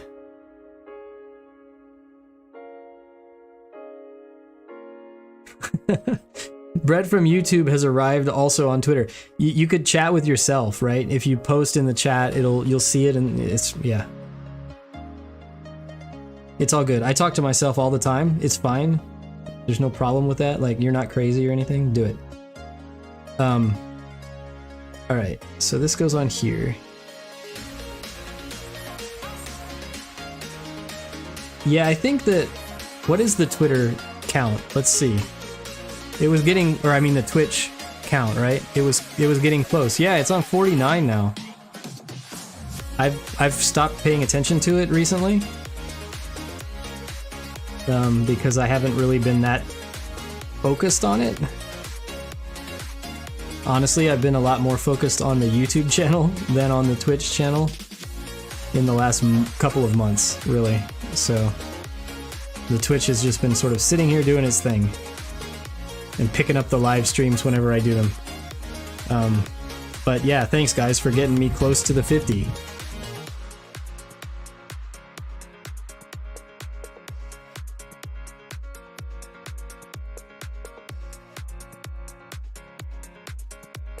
All right, so there we are. We have these two things that who knows where they go. Let's see if we can figure it out. Yeah, they're not on this picture, so we can't figure it out. Certainly somewhere on this winged backpack unit that we can't see that's on the back side of this thing, right? Is probably where these go. And then I thought there was more to go on the weapon. As I was finishing building it, it did not seem finished. But I think it is. So there is a little bit of articulation, sort of a sliding gimmick on that little area above the barrel here. But other than that, there doesn't seem to be a ton. I mean, there's a lot of detail on the weapon, which is nice. There's not a lot more to it than that, though. It's quite large. And I guess if this is about the height of the mobile suit itself, it looks like from the photo. Maybe he's a little shorter than that. So it's not going to be quite as tall as I was expecting it to be. Probably not as tall as the Zero Gravity Judge that I just built. So, yeah. Oh, hey, thanks for throwing the link in. Yeah, so for those of you, if you tuned in, you were new, because this is a different time slot than when I normally stream. Normally it's morning times, my time, which is Eastern, US Eastern time. So normally it's like 10 in the morning until about noon, or whenever I get hungry for lunch, on Monday, Wednesday, Friday. But this week is a little different because of reasons. because it's spring break and my kid is off school, so we had to change the schedule around a bit. So this week on Wednesday, I don't know if I'll be back at the normal 10 o'clock a.m. time slot or if it'll be later in the afternoon. I'll have to wait and see how that day is going. Yeah, so if you do want to tune in the future, chances are mornings are when it will be, not this time slot. But thanks everybody for watching. It was fun. I've enjoyed the kit so far too. I think it's going to be really good. I just have to figure out if I want to paint it or change any colors or things like that. And those are the things that I think about while I'm building. So yeah, I will. I'll see you next time. Hope you guys have a good day, and that'll do it for me. See you later.